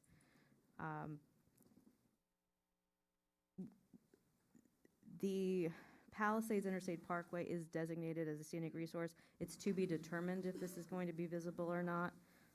Until that analysis has been complete, this could be checked moderate. Yeah, just to clarify, it is within 5 miles of the Palisades, but it's not visible from there. So that's the only reason why it was checked on the Part 1 as a threshold, but it's not visible from that location. I don't think it's moderate, just my opinion. Is it, okay, so this could be checked no then. Thank you. The proposed action may be visible from publicly accessible vantage points. This should be checked moderate.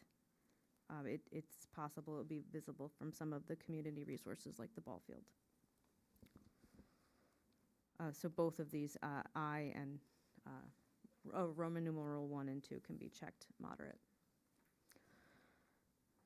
The situation or activity in which the viewers are engaged while viewing the proposed action is routine travel by residents, including travel to and from work, and recreational or tourism travel based on activities. It would probably be moderate for both Roman numeral 1 and 2. The proposed action may cause a diminishment of the public enjoyment and appreciation of the designated aesthetic resource. Since the designated resource is the Palisades, that can be checked no. There are similar projects visible within the following distance of the proposed project, 0 to half a mile, 1/2 to a third mile, 3 to 5 miles, or 5+ miles. Obviously, there's a similar building already on the site, so this can be checked no. Question 10, impact on historic and archaeological resources. The proposed project may occur in or adjacent to a historic or archaeological resource. That is a yes. This isn't in an area that historically, or has the potential to have archaeological resources, although it was screened out during the phase 1. So I think for each of these, you could check no or small, moderate, no or small impact would occur.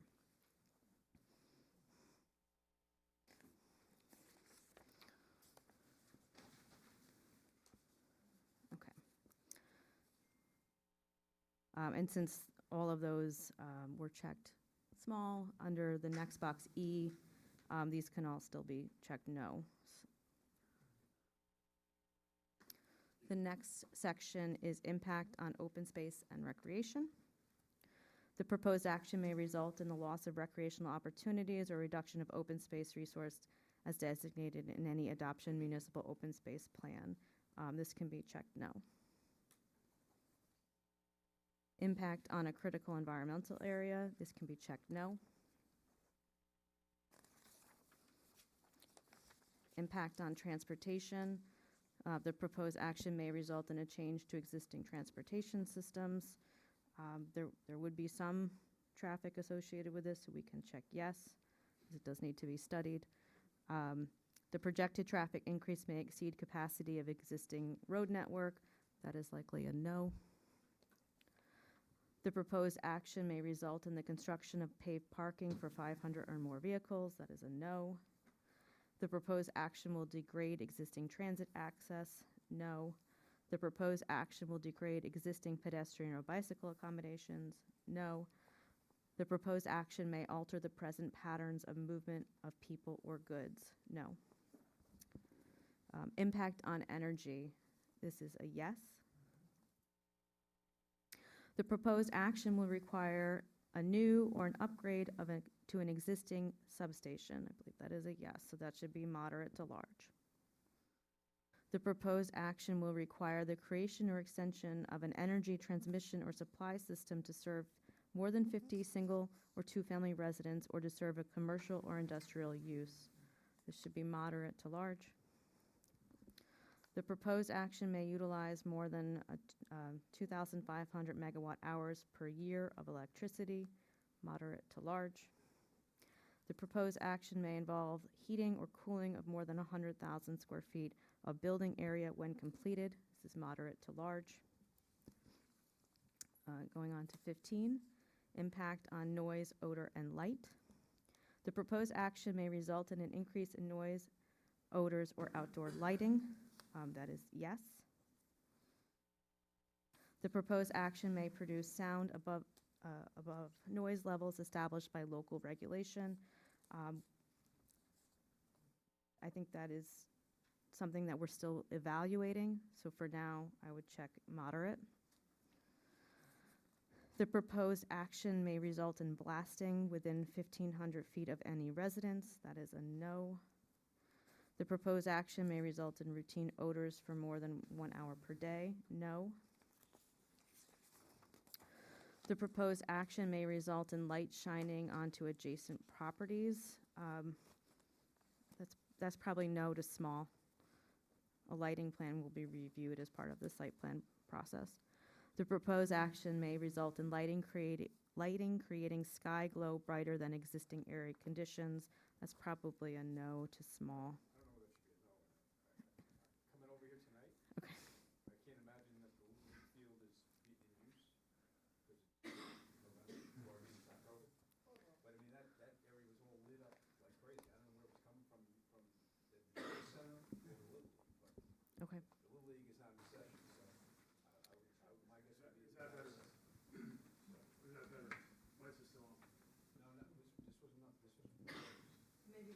be so sure.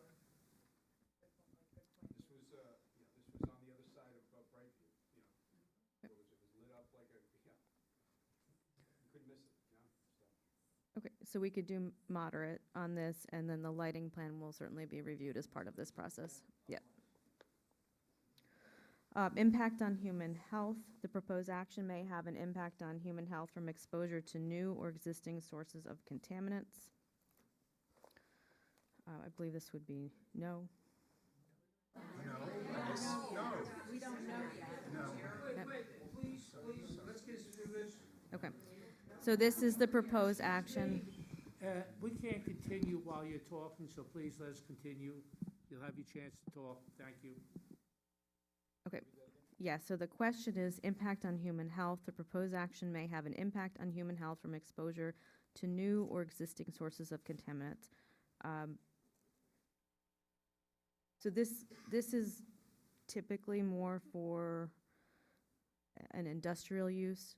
We have already gone through a lot of the potential contaminants related to air quality, so those are captured there. The board could check yes, and we could go through each one of these individually and then establish whether it's no or small or moderate to large. So given the concerns from the public, I see no issues with checking yes and then walking through each item. I'll just take exception to that because given the fact that, again, this is, I know what that box is checked for, and it's usually for other projects that this town has seen that have industrial uses, contaminants. This is not one of those projects, and again, you didn't do that for any one of these industrial projects, any one of these databases that came through. So that wasn't checked for that. So again, just to keep it consistent, that was checked no. I think we may have looked at impact on air in the fire section. Yes. I know we were saying, but it's more of a hazardous material. Going on here. Yeah, this is more for, this section's typically more for Correct. hazardous waste disposal. Please. Let's finish up. We're moving along. You covered it in the other prior section. Okay. Correct. No. Okay, 17, consistency with community plans. The proposed action is not consistent with adopted land use plans. Because there are some zoning variances required for this application, I think it's appropriate to check yes. A, the proposed action's land use components may be different from or in sharp contrast to current surrounding land use patterns. I would say no here because there is an existing data center on the site. The proposed action will cause the permanent population of the city, town, or village in which the project is located to grow by more than 5%. This is no. The proposed action is inconsistent with local land use plans or zoning regulations. Because of the variances, I think you can check moderate. The proposed action is inconsistent with any county plans or other regional land use plans. Because we have a letter from Rockland County that's disapproving this project, I think it would be appropriate to check moderate. I'm just going to add to that, you have a data center that's already permitted here in this zone. Yeah, there's Bloomberg, and you also have the phase one that's already been allowed here. So I wouldn't say it's inconsistent with the zoning. It's been interpreted that these are permitted here. So that's all I would add to that for the record. The proposed action may cause a change in the density of development that is not supported by existing infrastructure or is distant from existing infrastructure. Although there are some infrastructure improvements proposed as part of this, it's not distant from it, so I would check no. The proposed action is located in an area characterized by low-density development that will require new or expanded public infrastructure. It's a no, because the sewer and water capacity appears to be sufficient. The proposed action may induce secondary development impacts. This would be no. Consistency with community character. The proposed project is inconsistent with existing community character. Yes or no. The types of questions in this section relate to the elimination of existing facilities, historic resources, community services, any demands that we place on fire and police, the need for more housing. I believe that this could be checked no.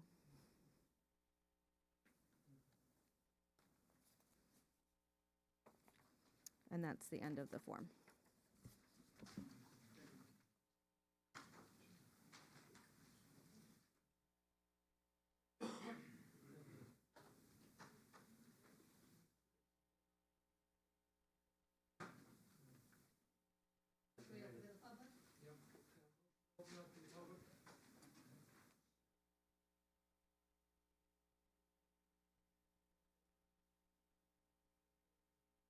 But open it up to the public.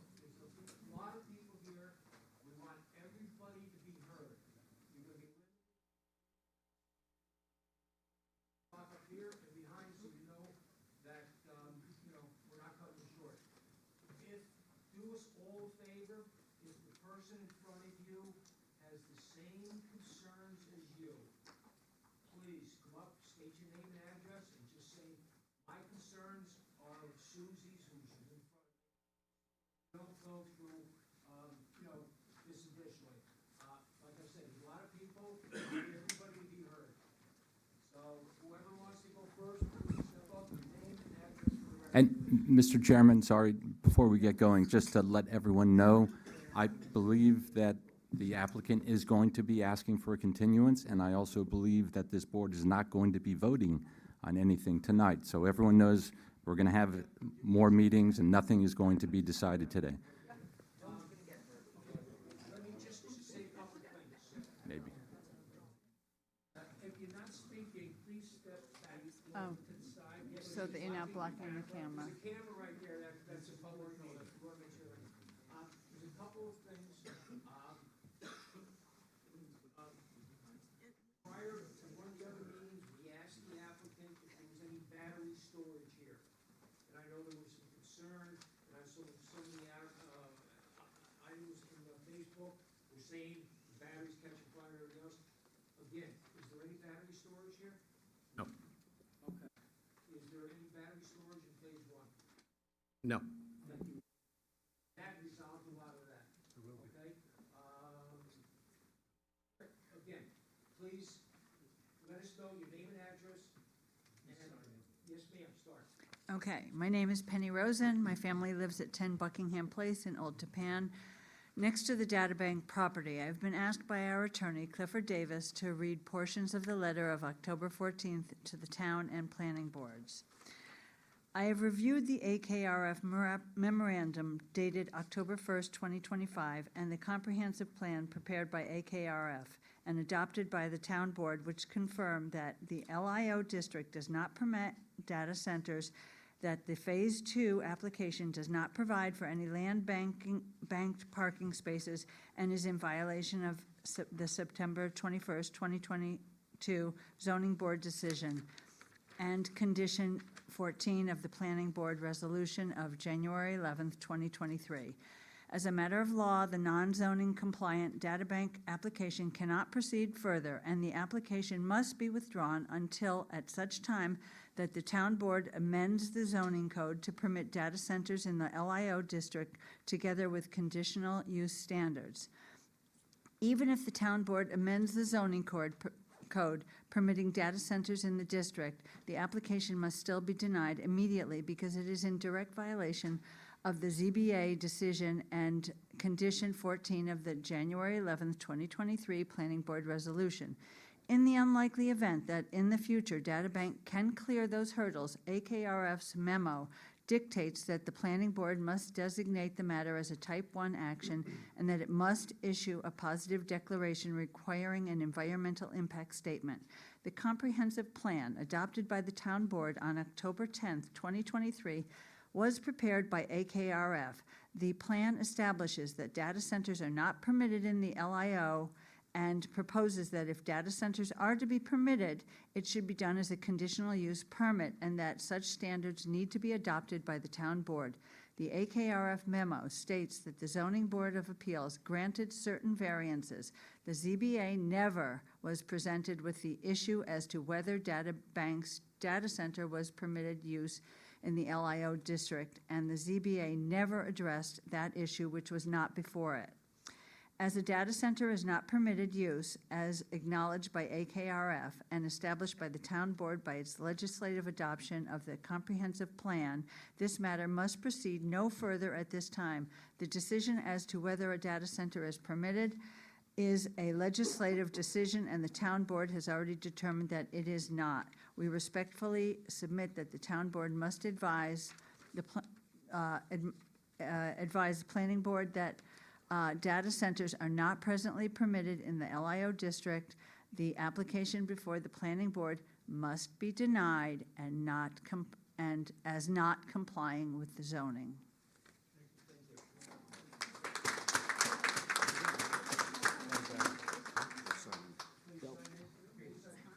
Another thing that I didn't mention is that this board is not making any decisions tonight. The applicant is gonna ask for continuation because of your questions and our questions. And I'm guessing, I'm not sure, I don't know what to do, they may come back with a different type of plan because of our concerns and their concerns. Would you like us to make that request now, Mr. Chairman? No? Okay. Public statement. I just want to let them know there's not gonna be any decisions tonight. Yes, sir. My name is Jake Rosen. My family lives at 10 Buckingham Place in Old Tappan, New Jersey, next to the databank property. I've been asked by our attorney, Clifford Davis, to read portions of his letter of October 14th to the town and planning boards. The AKRF memo concludes that the ability of Phase 2 to proceed is predicated on full compliance with both the ZBA decision of September 21st, 2022, and Condition 14 of the Planning Board's resolution of January 11th, 2023. AKRF makes this plain. As part of the variance, the applicant was required to provide land-banked parking spaces to meet the parking requirements of 739 parking spaces for a total of 670 land-banked parking spaces located where Databank Phase 2 is proposed. AKRF continues that the ZBA decision was made on the condition that there was room dedicated for the required 670 land-banked parking spaces. Condition 14 in the Planning Board resolution regarding Phase 1 prohibits the construction of Phase 2 because that is where the land-banked parking spaces were to be located. The land-banked parking spaces will be located where a second phase of the Databank Center was proposed in previous iterations of the site plan. The applicant must understand that with the proposed land-banked parking spaces, Phase 2, as formerly illustrated, cannot be constructed.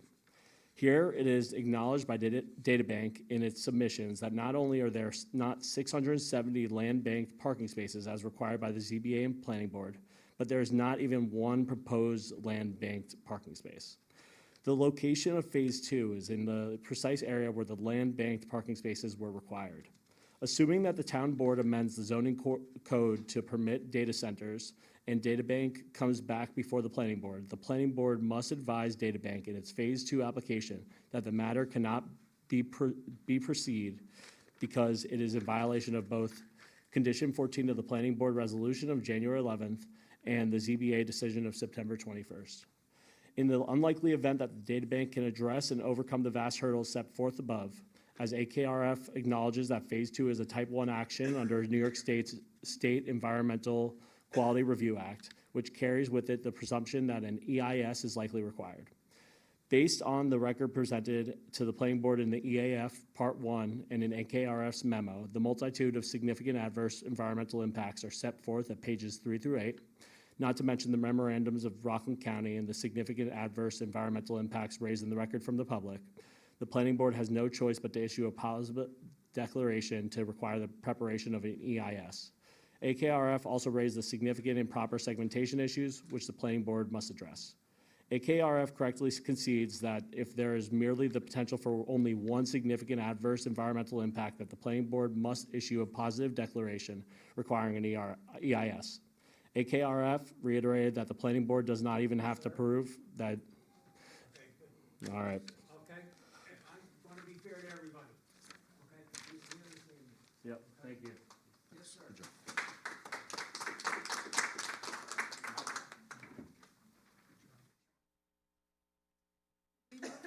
Could we move this back so we can sign in as we're waiting in line? No, because you wanted to cover the camera.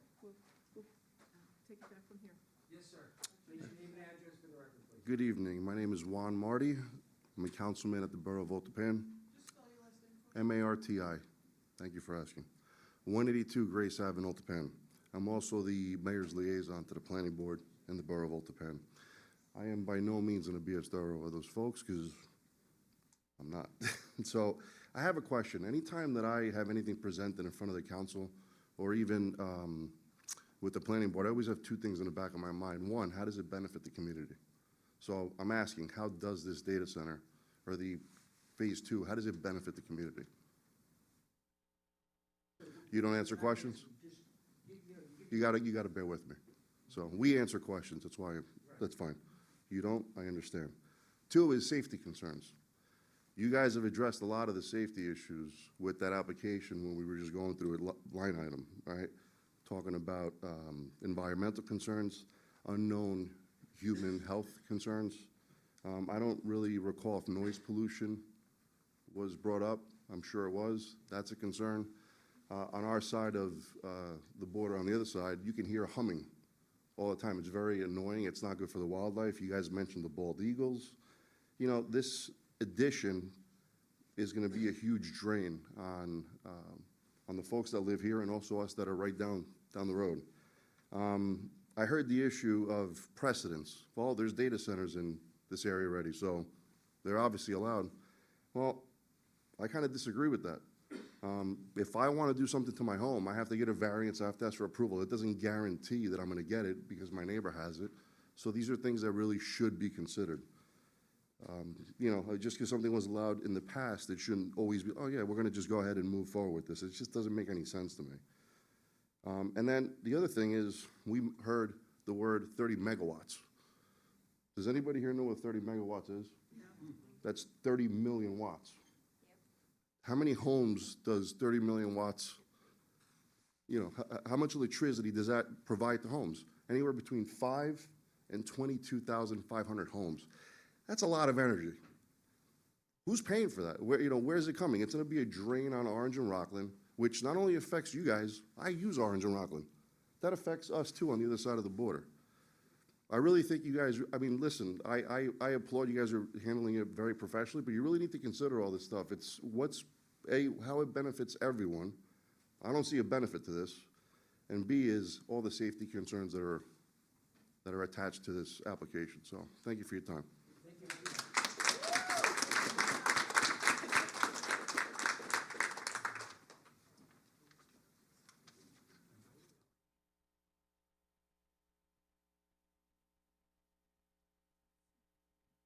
Hi, I'm Betsy Longendorfer, 407. I knew you were going to ask that. Longendorfer.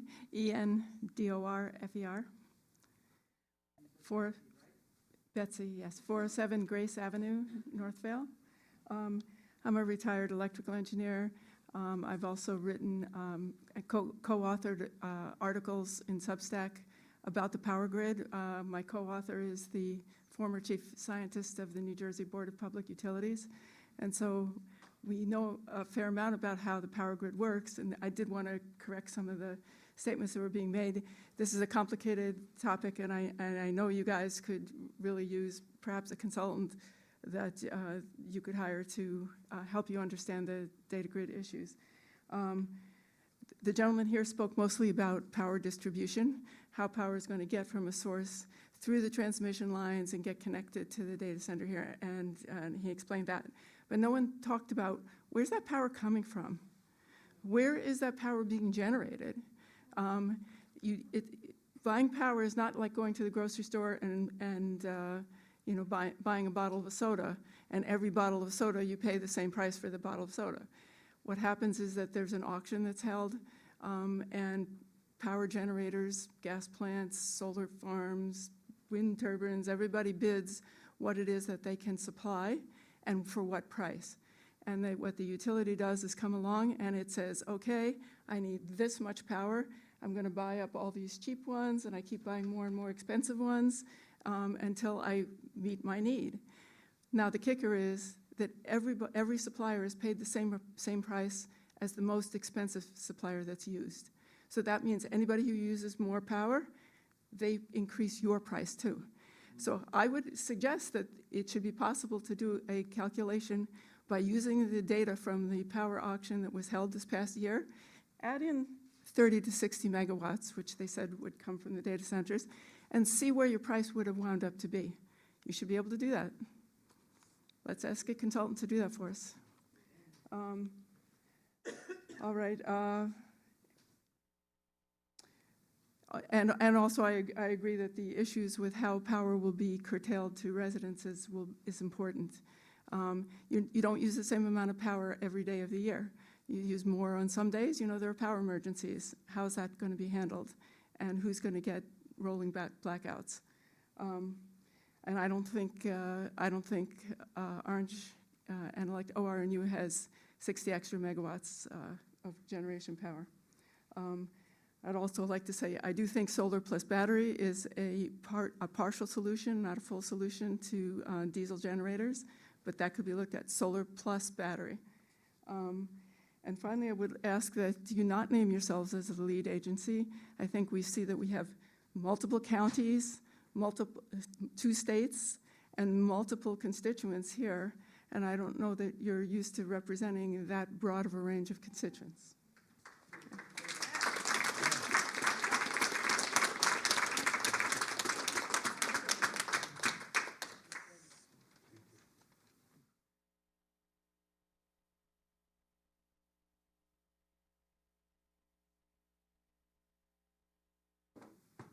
My name is Zach Rome. I live at 27 Haven Court in Nyack. Rome, like the city, R-O-M-E. Okay. The town attorney and some others have suggested that data centers are allowed in the LIO district. The point to the fact there are already several data centers that have been approved as proof. Moreover, they claim that a building inspector had come to the conclusion that in each of these cases that a data center was as permitted business use. A recent FOIL to Orangetown yielded several documents as purportedly responsive to our request to demonstrate that a building inspector had made this determination. It asked for copies of any documents showing that building inspector had made a formal determination related to data center zoning. I'd like to summarize a review and findings from the FOIL documents. There was no explicit written use permitted determination by a building inspector. The Databank Planning Board decision references a building permit referral signed by a building inspector, Rick Oliver, on May 18, 2022, which is procedural referral, not a formal zoning use ruling. It doesn't say, quote, data centers are a permitted use in LIO, quote. It just forwards the application for review. The building permit application itself lists data center as proposed use and shows later issuance, but again, no attached written determination interpreting the LIO use table to permit data centers. Statements about prior staff interpretations are testimonial, not formal determinations in the record.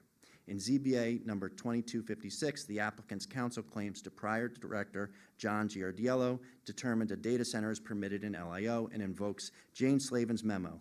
But Slavin's July 8, 2022 memo does not say data centers are permitted. It recites process items, phasing, variances, performance standards, and calls out that public utility substations are a conditional use and that exterior loading berths need variances. It does not provide a code interpretation that data centers are a listed permitted use. Approvals relied on board discretion, PB, ZBA, and performance variance pathways, not an explicit use listing. I'm going to highlight a few more things because I'm running out of time. A certificate of occupancy shows data center expansion, but COs don't amend the zoning code. The evolution of data center impacts is acknowledged in review conditions, not codified in standards. The bottom line is that none of the uploaded documents provide a formal, written, and explicit building inspector determination that data centers are a permitted use in the LIO district. What exists are referrals, approvals, and attorney statements. The PBZBA acted through variances, performance standards, and conditional use review for substations. The record does not change our position that the LIO code does not explicitly permit data centers. Lastly, I ask that each of you to outright deny Databank's application. There is no evidence presented that the LIO district is approved for this use. Moreover, given Databank's acceptance of condition number 14 in phase 1, requiring land banked parking is sufficient reason to deny this application.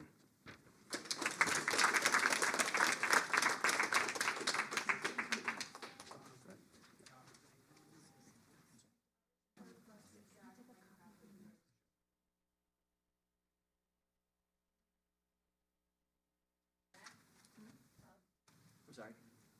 Okay, yes. Yeah, I just handed it to this woman. Can, yeah, what's your email? I'll provide it with the email tomorrow. Okay. Audrey. Thank you. Yeah, okay. I just signed in. All right, so I do agree with my name is Julianne Quinn. My address is 24 Teresa Drive, West Nyack, New York. I grew up in this community, I work in this community, and I own a home in this community. I'm coming from more of a moral perspective, honestly, than I am concerned about the environmental, the energy, the costs. But I did send this in email to you, but I didn't hear my name, so maybe it didn't go through, so I'm going to read this. I'm writing today to express my concern about the building of a large data center on Lake Tapan. In the relentless pursuit of technological growth, we sacrifice our environment and our social and emotional health. We don't need more computerized data and AI to think for us. Where does this end? The expansion of these technologies necessitates the building of more and more such data centers, which use power and water at absurd and unsustainable levels, though I'm glad to hear that the water won't be as much of a concern with this one. I still think in general the trend is disturbing. All for people to be less present, less attuned with their environment, and more stressed by the overstimulation of constant contact and endless apps. I grew up in this community, as did my parents, skating on and swimming in that reservoir during their childhoods. It's been protected as a drinking water source for the entirety of my life. What was initially deemed protected watershed, sold cheaply and entrusted to the water company between the one-way tunnel and West Nyack, was sold off by the water company at large profit to build opulent homes. Corporations care about marginal costs and marginal revenue, not bald eagle habitat or the citizens whom they seem to view as customers needing to be placated and profit off, and visually exemplified by the fact that I'm talking to the back of all of their heads. And I don't know if it's customary to not turn around, but just strikes me as odd. As a local social studies teacher, we review the human foibles of the industrial era.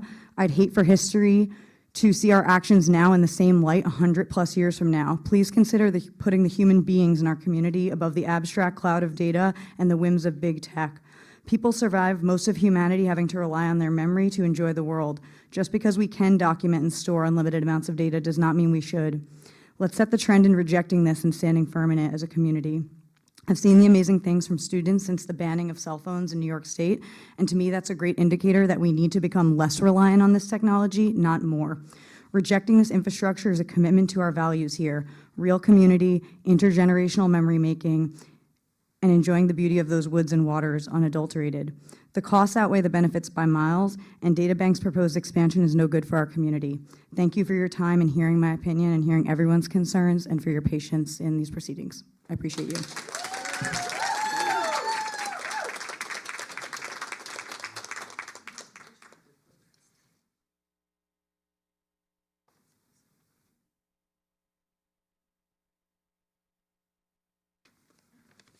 Good evening.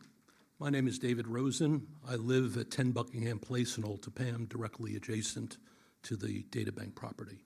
I'm here tonight not just as a neighbor, but as someone deeply concerned about the cumulative impact of Phase 2 project on my family, on Lake Tapan, and on the integrity of the town's planning process. Let me start with the personal. The proposed building is massive, as some of you have mentioned in past, equivalent to 4 stories. They call it a 1-story building, it's a 4-story building, and sits just 79 feet from the watershed boundary. That's far too close to our homes and too close to the lake. The visual and sound impact from 24 generators between these 2 buildings and 120 air conditioning units. Anybody who has outdoor air conditioning knows what those can create. And lighting will be severe. We already live next to Bloomberg's facility, which is immediately next door. There's a cumulative impact there too. Adding another industrial scale structure will permanently degrade our neighborhood and property values. Now consider the environmental stakes. Lake Tapan is a drinking water reservoir for tens of thousands. The site includes Class 1 and Class 2 DEC designated wetlands known for habitat of bald eagles. The DEC has raised concerns, and DataBank's response? Asking to pay into the wetlands bank instead of proposing real alternatives or making a smaller facility. It's deeply troubling. Then there's the power demand. Phase 2 require an extraordinary amount of electricity, as earlier described. Yet the record continues to remain unclear whether Orange and Rockland can even supply it. Why are we wasting our time here? They should get that requirement first, should have been here. There's no plans for even the substation, what that's going to look like.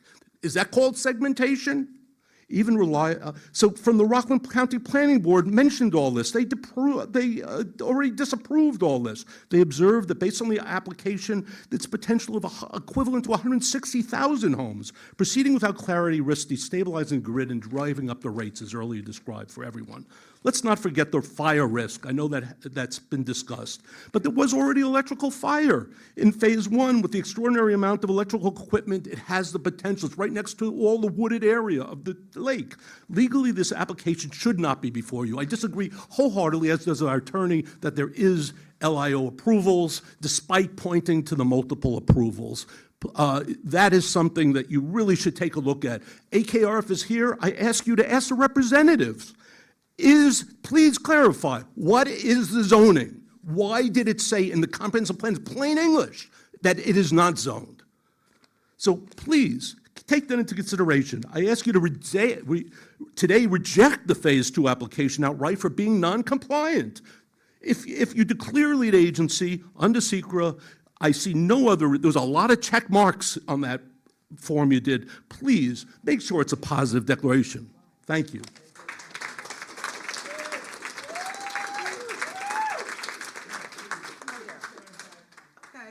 I just want you to know I'm a water protector, and I'll put the sign back. Thank you.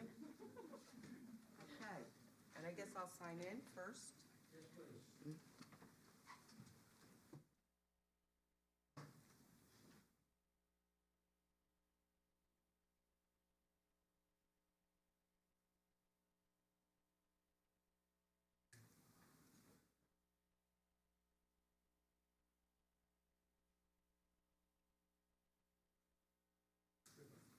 Okay, my name is Jackie Drexler. I wholeheartedly approve with everything that people have said here today. I'm sorry? Oh, it's 116 Sierra Vista Lane, Valley Cottage. So I've worked on protecting the Hudson River from radioactive waste being dumped into it. I still continue to work on protecting Lake DeForest from other sorts of pollutants that go into our water supply. And I know that our water supply actually contributes to Lake Tapan's water supply. I do want to say a couple of things here. You know, I had a little discussion on my way in. I remember way back in the day when we were trying to make sure that Lake DeForest was being safe and clean, and actually O&R and Suez at the time were caught red-handed cutting down trees during eagle season. So you know, you're dealing with utilities. You're dealing with companies that don't necessarily always follow the rules, and we have to make sure that nature isn't being harmed. I also want to talk about O&R. There have been so many upgrades. I don't know if any of you know, but when there's Public Service Commission hearings, they look at how many comments people write about an O&R rate hike. And last time there was an O&R rate hike, there were only 5 comments. So the commissioner said, okay, let's let them have it, because people don't seem to care. But here's the thing. We are the ratepayers, and we are the ones that pay for all of these upgrades for the transmission lines. We are the ones that are paying. And I'm telling you that in New York State, what needs to happen is if they're going to be data centers, they need to be coming in with their own energy. There's no reason why there cannot be solar and battery storage. They should not be taking any energy, not just from people, but from the system. They need to have their own energy. So I'm very concerned about the water. I'm very concerned about the wetlands. Wetlands are our great big bog that helps to keep things clean. And I'm also exceedingly concerned about the amount of diesel being used with generators and trucking. This will be a huge impact on air quality, and it's something that this town planning board needs to consider. Thank you very much.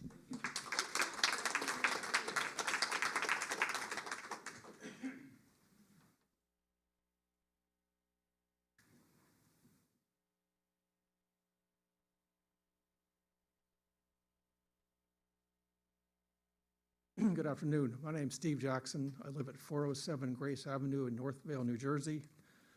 I'm a semi-retired chemical engineer who has 32 years' experience in chemical and large petrochemical plants. In the last 12 years was doing installation and commissioning and startup of large chemical plants with motors of 5,000 to 10,000 horsepower.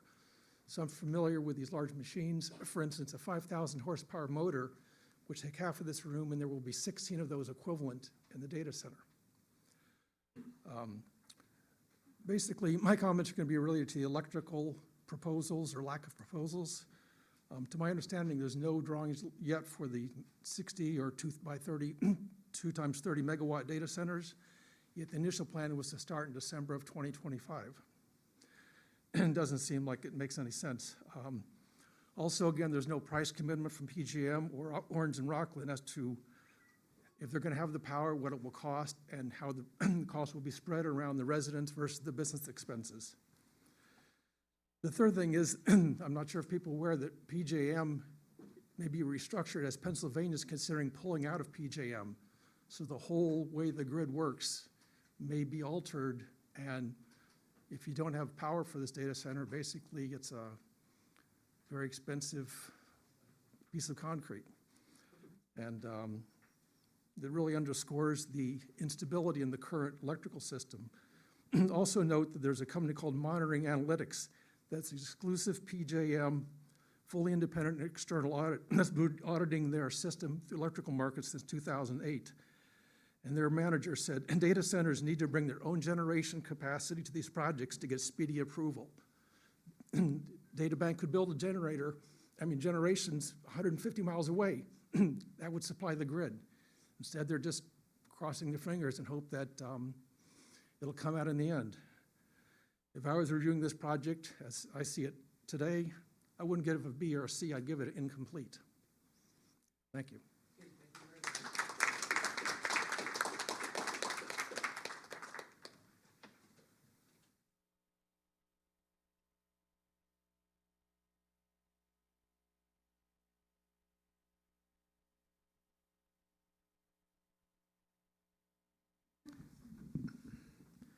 My name is Mike Parietti, 6 Spook Rock Road, Suffolk, New York. I was a member of the Rockland County Planning Board when this application, the original application, came before us.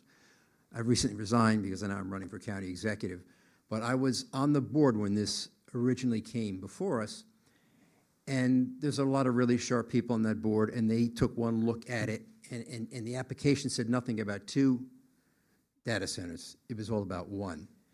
And they just said, it's obviously going to be 2 databases, 2 data centers. And they could tell that right off the bat. And I believe it was based on their recommendation, our recommendation as a board, that they do the land banking for the parking, because they could see where they were going with this. And their concern was that, things change. Like, look at the Palisades Mall. There used to be a big demand for malls, now not so much anymore. Now they're trying to figure out what to do with the Palisades Mall. And their feeling is that if things change, and I know for a fact that the infrastructure and the technology behind AI and how the data is stored is rapidly evolving as we speak.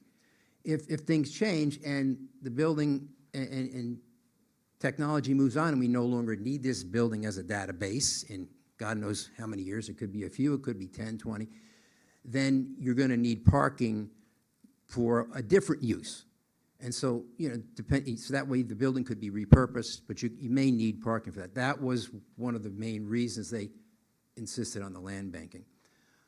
Of course, when I was on the board, again, when the second phase came through, and we were like, everyone was like, well, we told you so.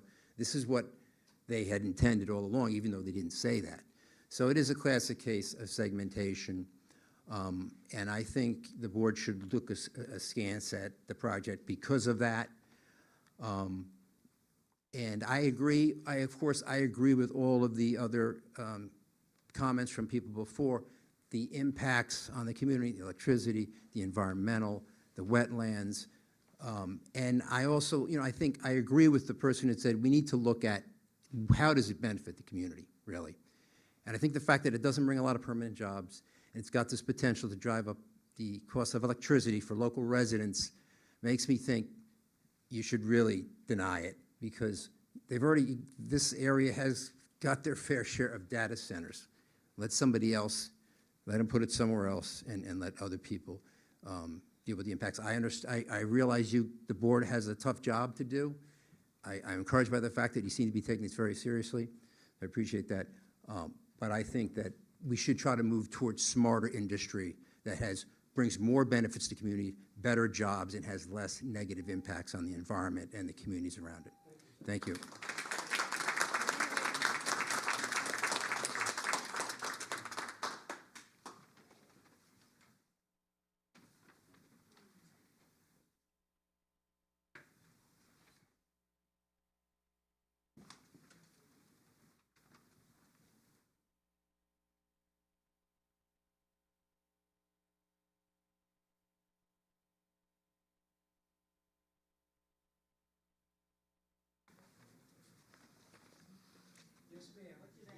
Melody Fiore, 99 Hunt Road. Good evening. I am here as a longtime resident and taxpayer of Orangeburg, whose property abuts databanks.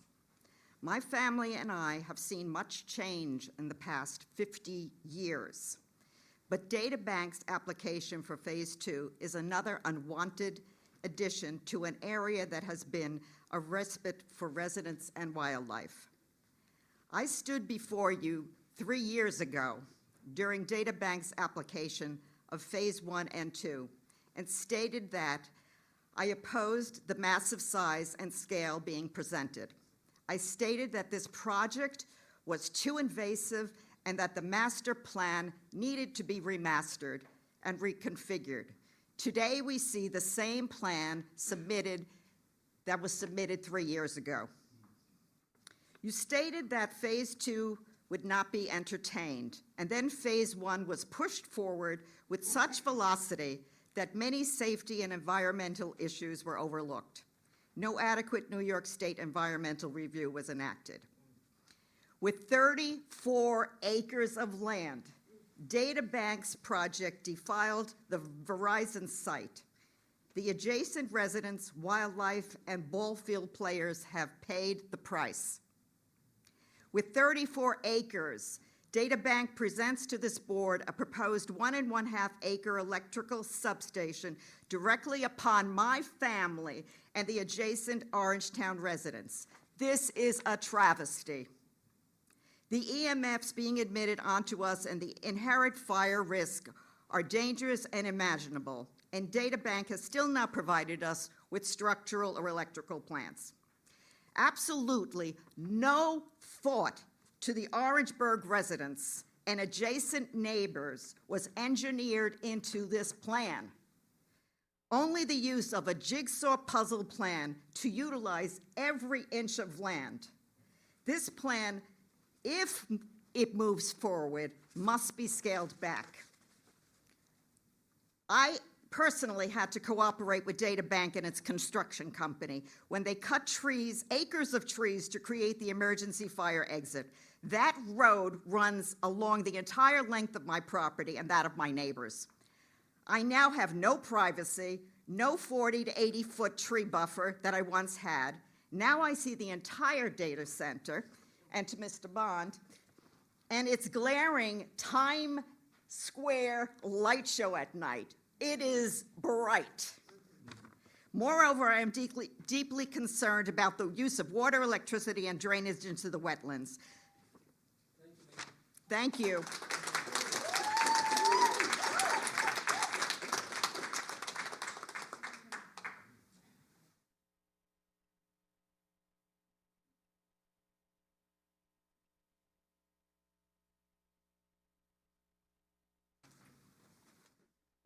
Matthew Heinlein, live at 38 Corrigan Way in Old Tappan.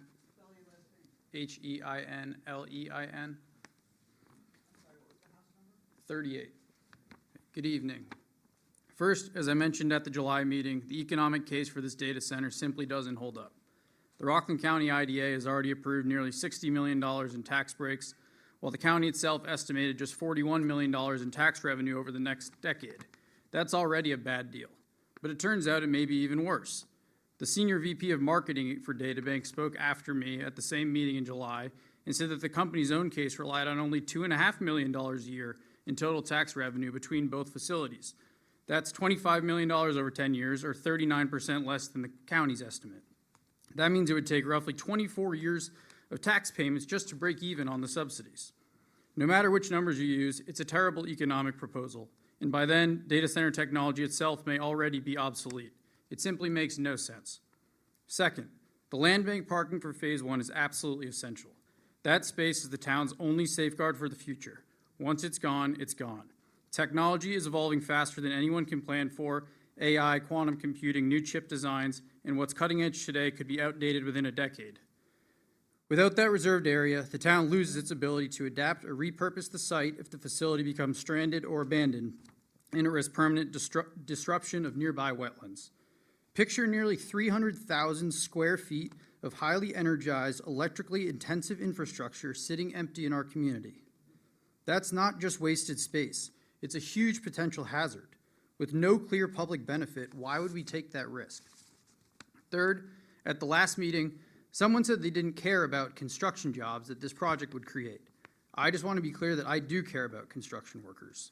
I have deep respect for the men and women who build the schools, libraries, small businesses, and athletic fields that make this town what it is. But this project is different. It cannot be compared to any other office or commercial development. Those projects bring permanent employees, customers, and activity that strengthen our local economy and our community life. This data center does none of that. It creates 10 permanent jobs while consuming the power of tens of thousands of homes. We're not against construction workers. We're against constructing something that provides almost no lasting benefit while driving up utility bills and harming the environment around the Lake Tapan Reservoir. Finally, I want to end with a very genuine question. Why would you approve this project? There are so many negatives and virtually no positives. Please say no to this project. Thanks.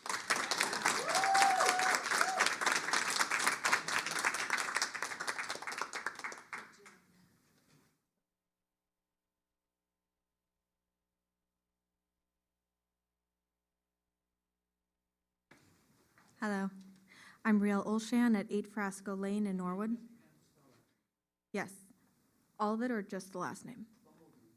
BRIELLEOLSHAN. 8 Frasco Lane, FRASCO, in Norwood. Norwood? Norwood, yes. In addition to the concerns raised in the other public comments, I would like to raise that environmental impacts do not stop at the property line. Everything is interconnected. So the amount of energy generation needed to power this data center is enormous.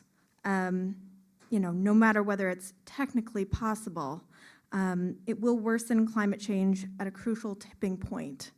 And I encourage that at a minimum, an environmental impact study be required, that all the other studies mentioned be required, and that the opposition be taken into consideration given the impacts that the public and the environment would face. So I encourage to say no. Thanks.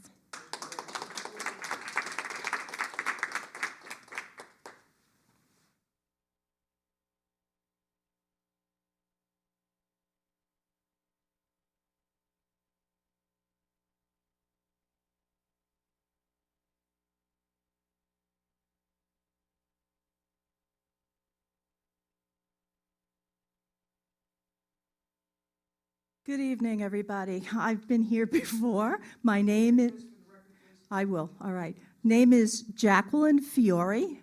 I'm the sister of that lady over there, Melody Fiore. My address is 93 Hunt Road. We are adjacent, our properties. So I spent a long time thinking, how do I talk to you about something that's so personal and that will change your mind? You made a mistake with allowing the data phase one.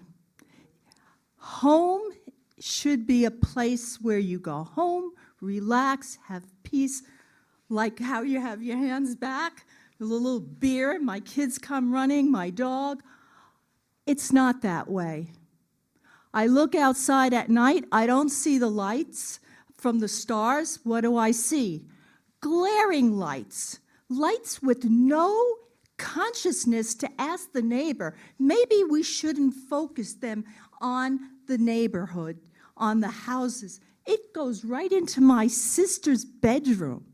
There's like no thought. So my big thing is quality of life, and it pisses me off that this corporation, it presents itself today, oh, we want to hear what you want. What are the things we could do better? Where were you a couple of years ago when we were talking about this? You didn't even come and have the decency to stand in the property and say, oh, wow, we have this beautiful blue and orange four-story building. Yeah, the trees are growing. Thank you. I appreciate your help, but it's not doing it. You know, I pay taxes. Everybody in this room pays taxes. We want to live a certain style. I'm not living in the city. I'm here. Why can't I enjoy it? And it seems like the community is saying no. And I'm feeling the big corporation is pushing its weight. It's got to stop. And only you guys could make it stop. Please say no. Thank you.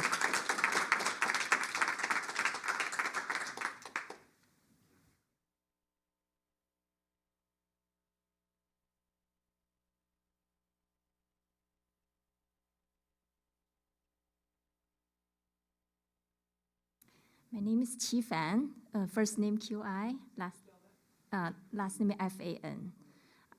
Q-I, last name F-A-N. 34 Corrigan Way, Otapan. As you already know me, I'm the lady who talk about noise. I do have some update to you. So recently I bought a tool to test the decibel from Bloomberg. It's up to 75 decibel continuously for 6 hours on Thursday and Saturday. So I sent email multiple times to the your building department, and the good news, I heard that they're going to test it. You might test the decibel, the noise.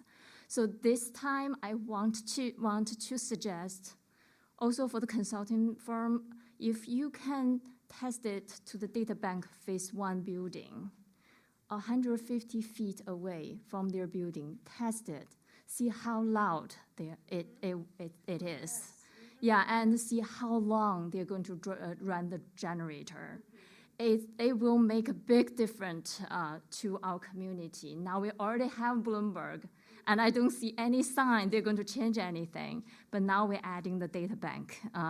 If they are building the phase 2, 25 generators and 120 air conditioning running, it will be disaster to us, to our neighborhood. I highly recommend if you could test it now, not wait until they build the building, please. Yes. Yeah. Thank you.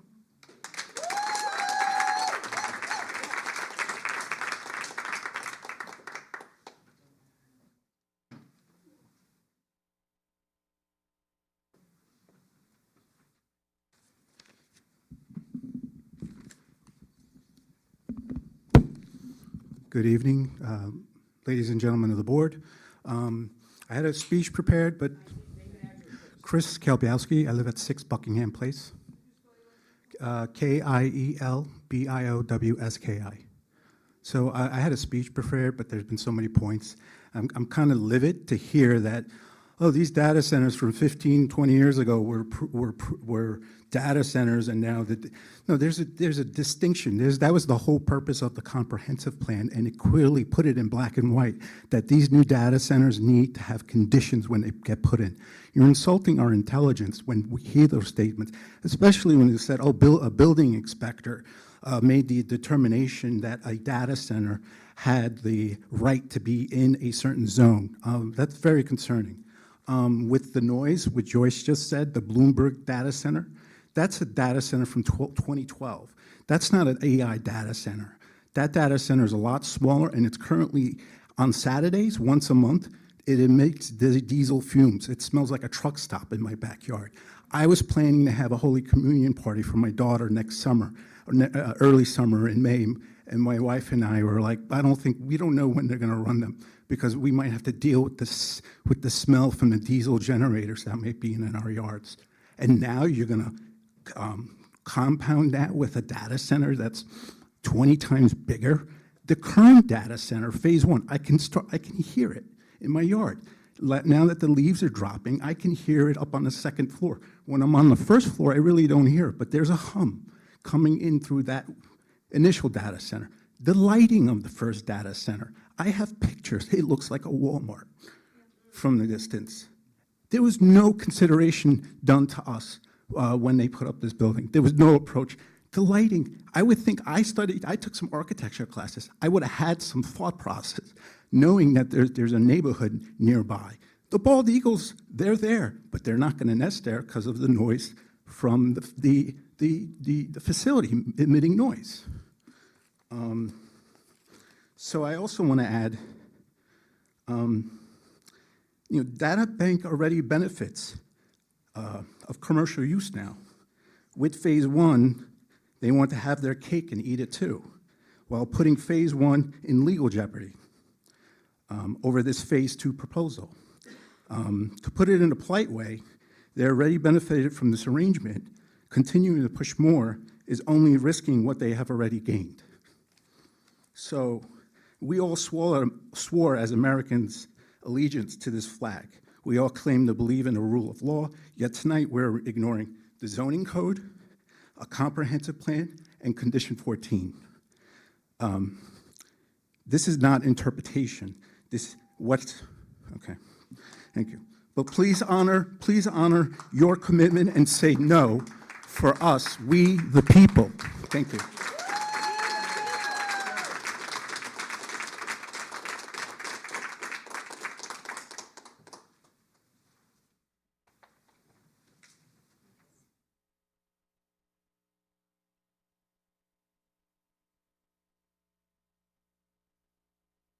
Jim Coffey, Coffey, 139 Hunt Road.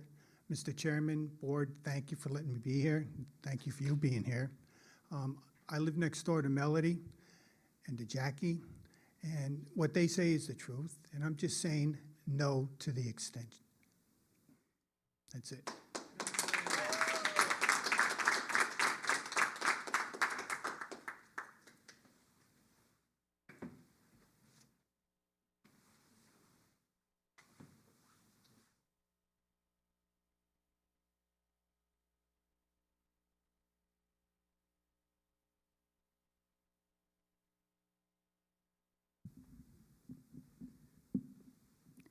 Patches Magaro, Patches, like the word, Magarro, 4 Churchill Road in Old Tappan.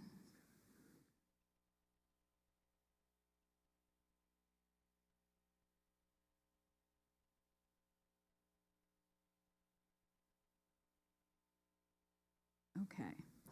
If, like us in New Jersey, you're all volunteers, I thank you so much for your time. I know it's a difficult job, and I appreciate the hours that you put in doing it. I invite all of you in this room, residents and the board as residents, to consider some questions that I asked some Orangeburg friends in private. I asked them what the benefit was going to be to try to understand why they overruled Rockland County's recommendation, and they said they didn't really know of any. And they said that they had heard that there was discussions of short-term construction projects and taxes. So with regard to the taxes, I said, oh, so how much did your taxes go down after phase one? And they said, well, of course our taxes didn't go down. So I just asked that if residents, which you all are, consider approving phase two, Does it seem like the good outweighs the bad? Is it worth rolling the dice for a source of drinking water, which once it's gone, will never come back? There just doesn't seem to be any balance between the pros and the cons for your town or the larger community. Thank you.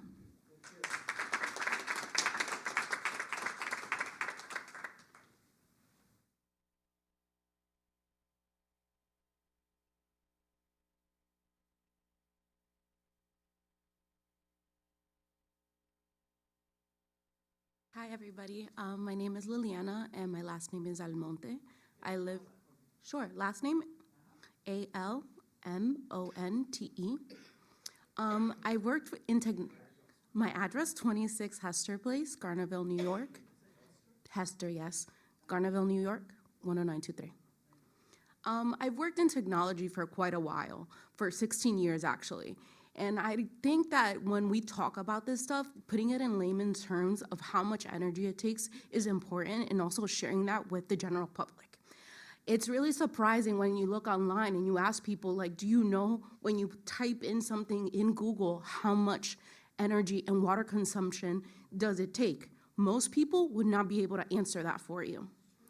That being said, we know AI is growing at a very rapid rate, right? So I would like for you to take a look into the future and ask yourselves for a second the negative impacts that the data centers will go ahead and have for everyone, including yourselves. As AI keeps on growing and these data centers try to meet the demands of these companies and consumers like ourselves, how are these companies going to be held accountable, and how are they going to be transparent about the e-waste that they're going to go ahead and create? Most of the obsolete servers and cooling systems are going to be replaced at a rapid rate. Therefore, they usually end up in landfills.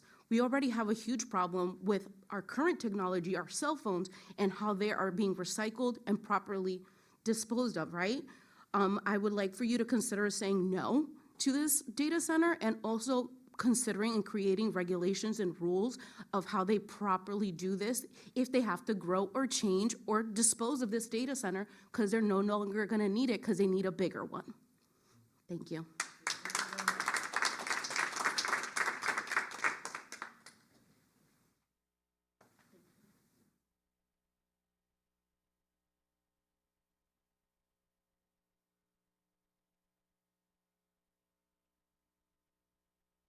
Hello, my name is Peter Ardito.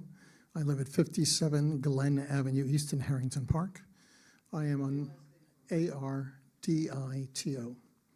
I'm on the board of directors of Bergen Swan, which is Glen Avenue East.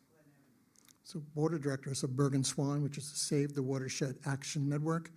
We are a nonprofit that works with the New Jersey State of DEP and the Attorney General's office.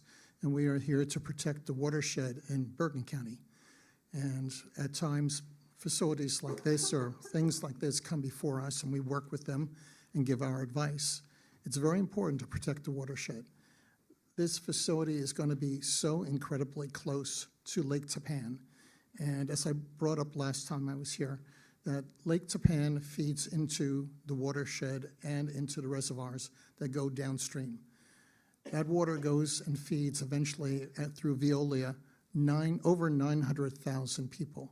So in the event that something would happen, any of the chemicals that this facility might be using, or if they're using diesel fuel to run their generators, if there was an outage, and if there was a breakage of that, it's so close, if it was to go into the reservoir, it would have a very serious effect on the watershed. That's one important thing. The second one is that when it comes to power, as we all know, the summers are getting much, much warmer, which means that people are using more air conditioning. At the same time, more and more people are buying EVs, and they charge those EVs, which means more power is being used by homes and by people, which means that when a facility such as this is using so much power, it's going to have an effect on everybody, because that power is going to be drawn, there's going to be more and more need for power. And where is the facility of Orange and Rockland? What do they have? I mean, they have a nuclear plant, which I'm not sure if it's already shut down on the Hudson or it's about to be shut down. So it's one less facility they have already. These are serious problems that have to be dealt with. And also, one suggestion I would make would be that I'm on my planning board, I'm on my environmental, I'm vice chairman of the planning board, so I respect everything you have to deal with. I'm also chairman of the Environmental Commission. One thing that we would suggest is that a facility like this should supply a majority of its own power. I know somebody said 100%, at least 50%, and some of that should be green. I know that you had considered about that, but to have some green power, it would not affect the grid, and it would not affect the homeowners and all the power when that happens. So thank you very much.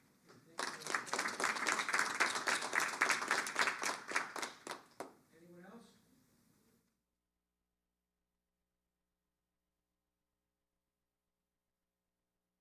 Anybody else who speak on the project? May I just say one thing? Come up, state your name and address for the record. Okay. I'll be about less than a minute.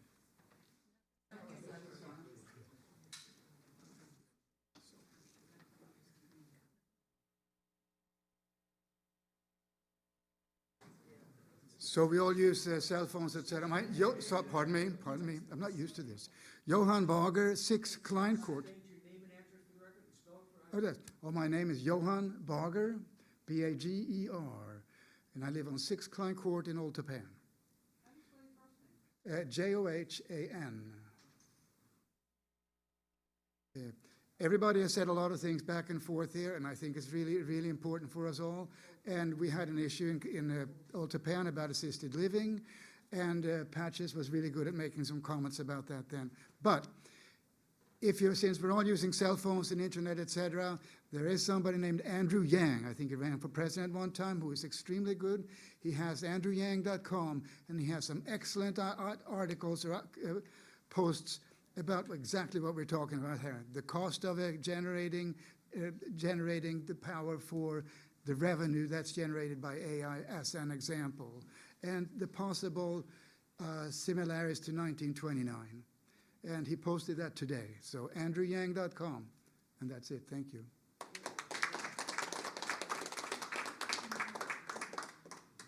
Anybody else wish to speak on this project? Anybody else wish to speak on this project? Hearing none, the motion closed. Move to close second portion. Second, all in favor? Aye. Opposed?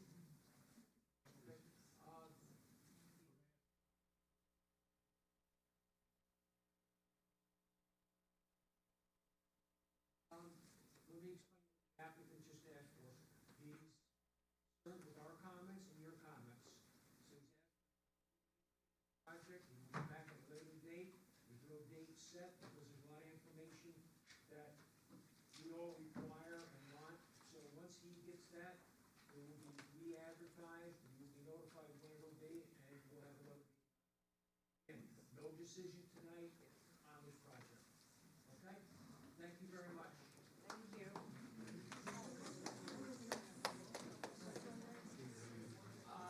Everybody can do me a favor, please.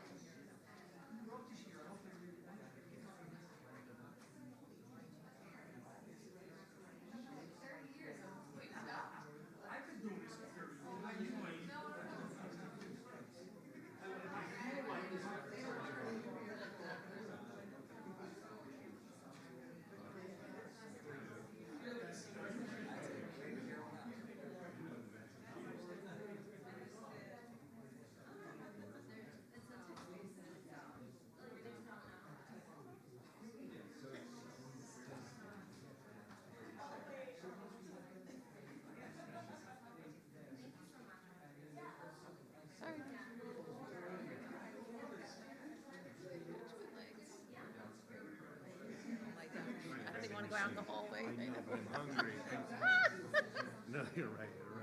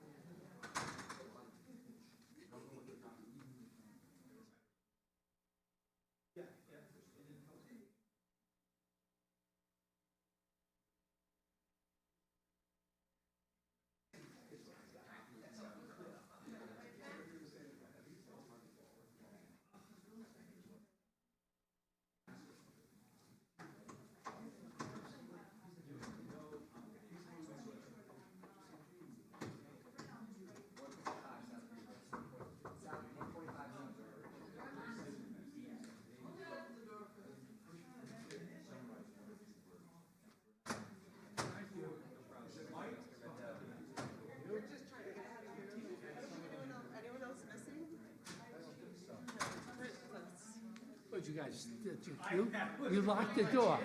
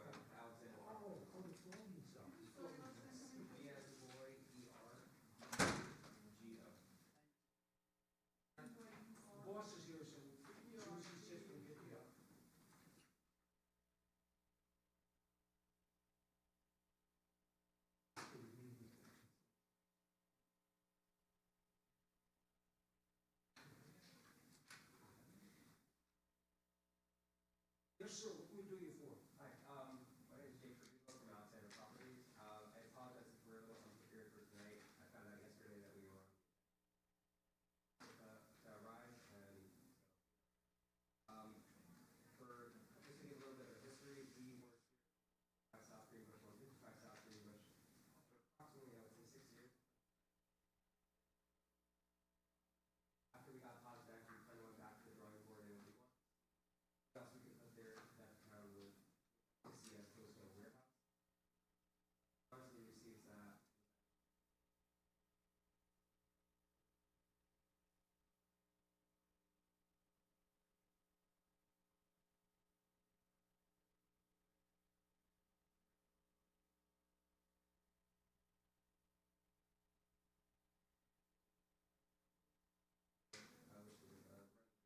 Which would with another 20 townhouses in the front of it.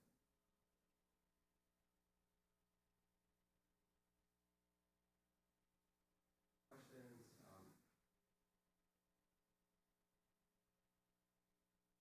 Parking spaces, 90 garage spaces, and 150. Yeah, I think this is a planning board matter, so ultimately I'm sorry, this is a town board matter. Right. The site plan here now is the town board service lead agency. Correct. Right. Not the specific project. Yeah. Which you are going to us in the future. That's why nobody's here. Yeah. Now, I'm trying to figure out too. So that's what it is, it's a referral to, there's no objection to the town board service lead agency. And if we have comments. If you have comments on the floating zone, but not specifically on the project. He's looking back at the project. He's looking back at the project. Yeah. Exactly. I'm not here to present really or any action or.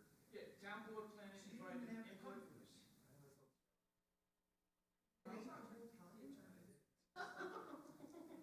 It's not your, what we go through. At least. Trying to do it as a special permit, but I think they decided that the town board, correct me if I'm wrong, was for another.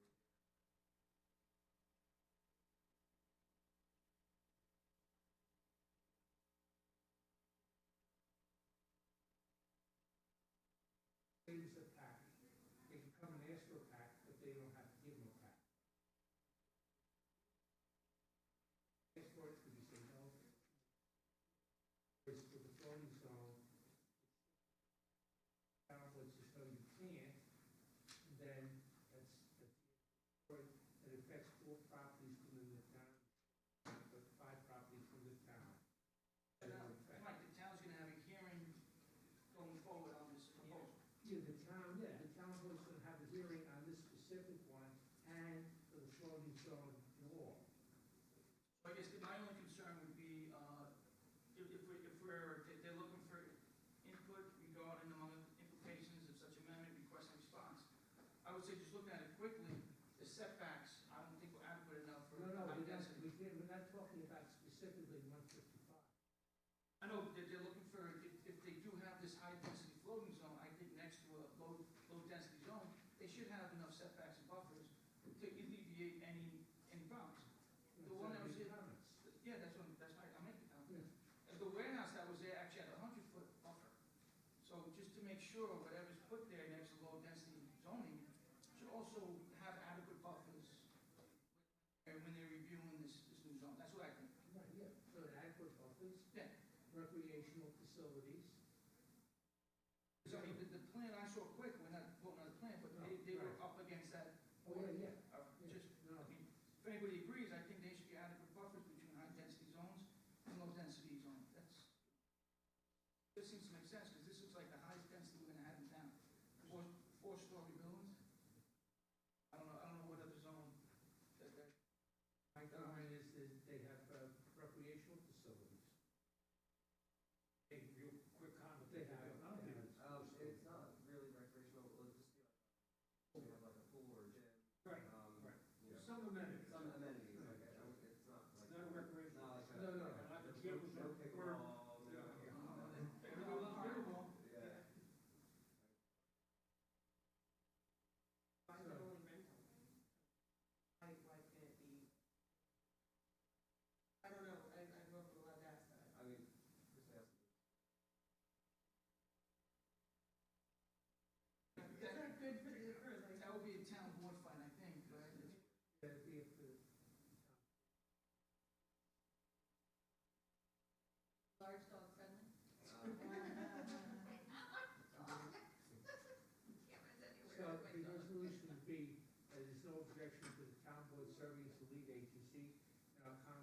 be that, want proper setbacks.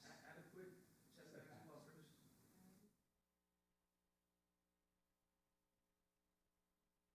And some amenities. On-site amenities.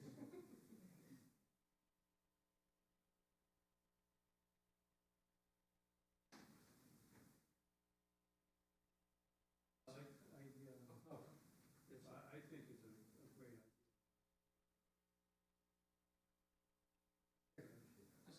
Mr. McCrory, second, all in favor? Nice job. Thank you, sorry. Take care. Let's go back. Empire City Crane.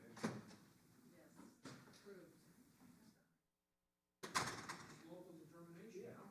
Refer for local determination. Motion for that? Motion to refer for local determination. Second? Second. All in favor? Any opposed? Rockland County Department of Planning referral, Village of Nyack zoning code amendment, local law, reuse of religious and educational buildings. Local determination, no? Motion for local determination. Second? Second. All in favor? Aye. Any opposed? None, okay. Last one is Posse residents proposed outside stairs and walkway. Village of Granville, again, local determination, huh? Motion for refer for local determination. Second? Second. All in favor? Aye. Any opposed? None, okay. Do we Do have minutes? We do have October 8th. That's the one, we just had that one 4-minute meeting? Eight is the question, Ann. I was not Are here. you sure that was 4 minutes? It was 4 We didn't have minutes. That was I think 5. The round goes to the lowest number. And I You believe got a motion to approve? Motion to approve minutes from October 8th. October 8th, 2025. Second? Second. All in favor? Aye. Opposed? Abstain. None. I'm Motion not adjourned? voting, I wasn't I here. can vote then, right? I'll Okay. vote. Motion to adjourn. Second?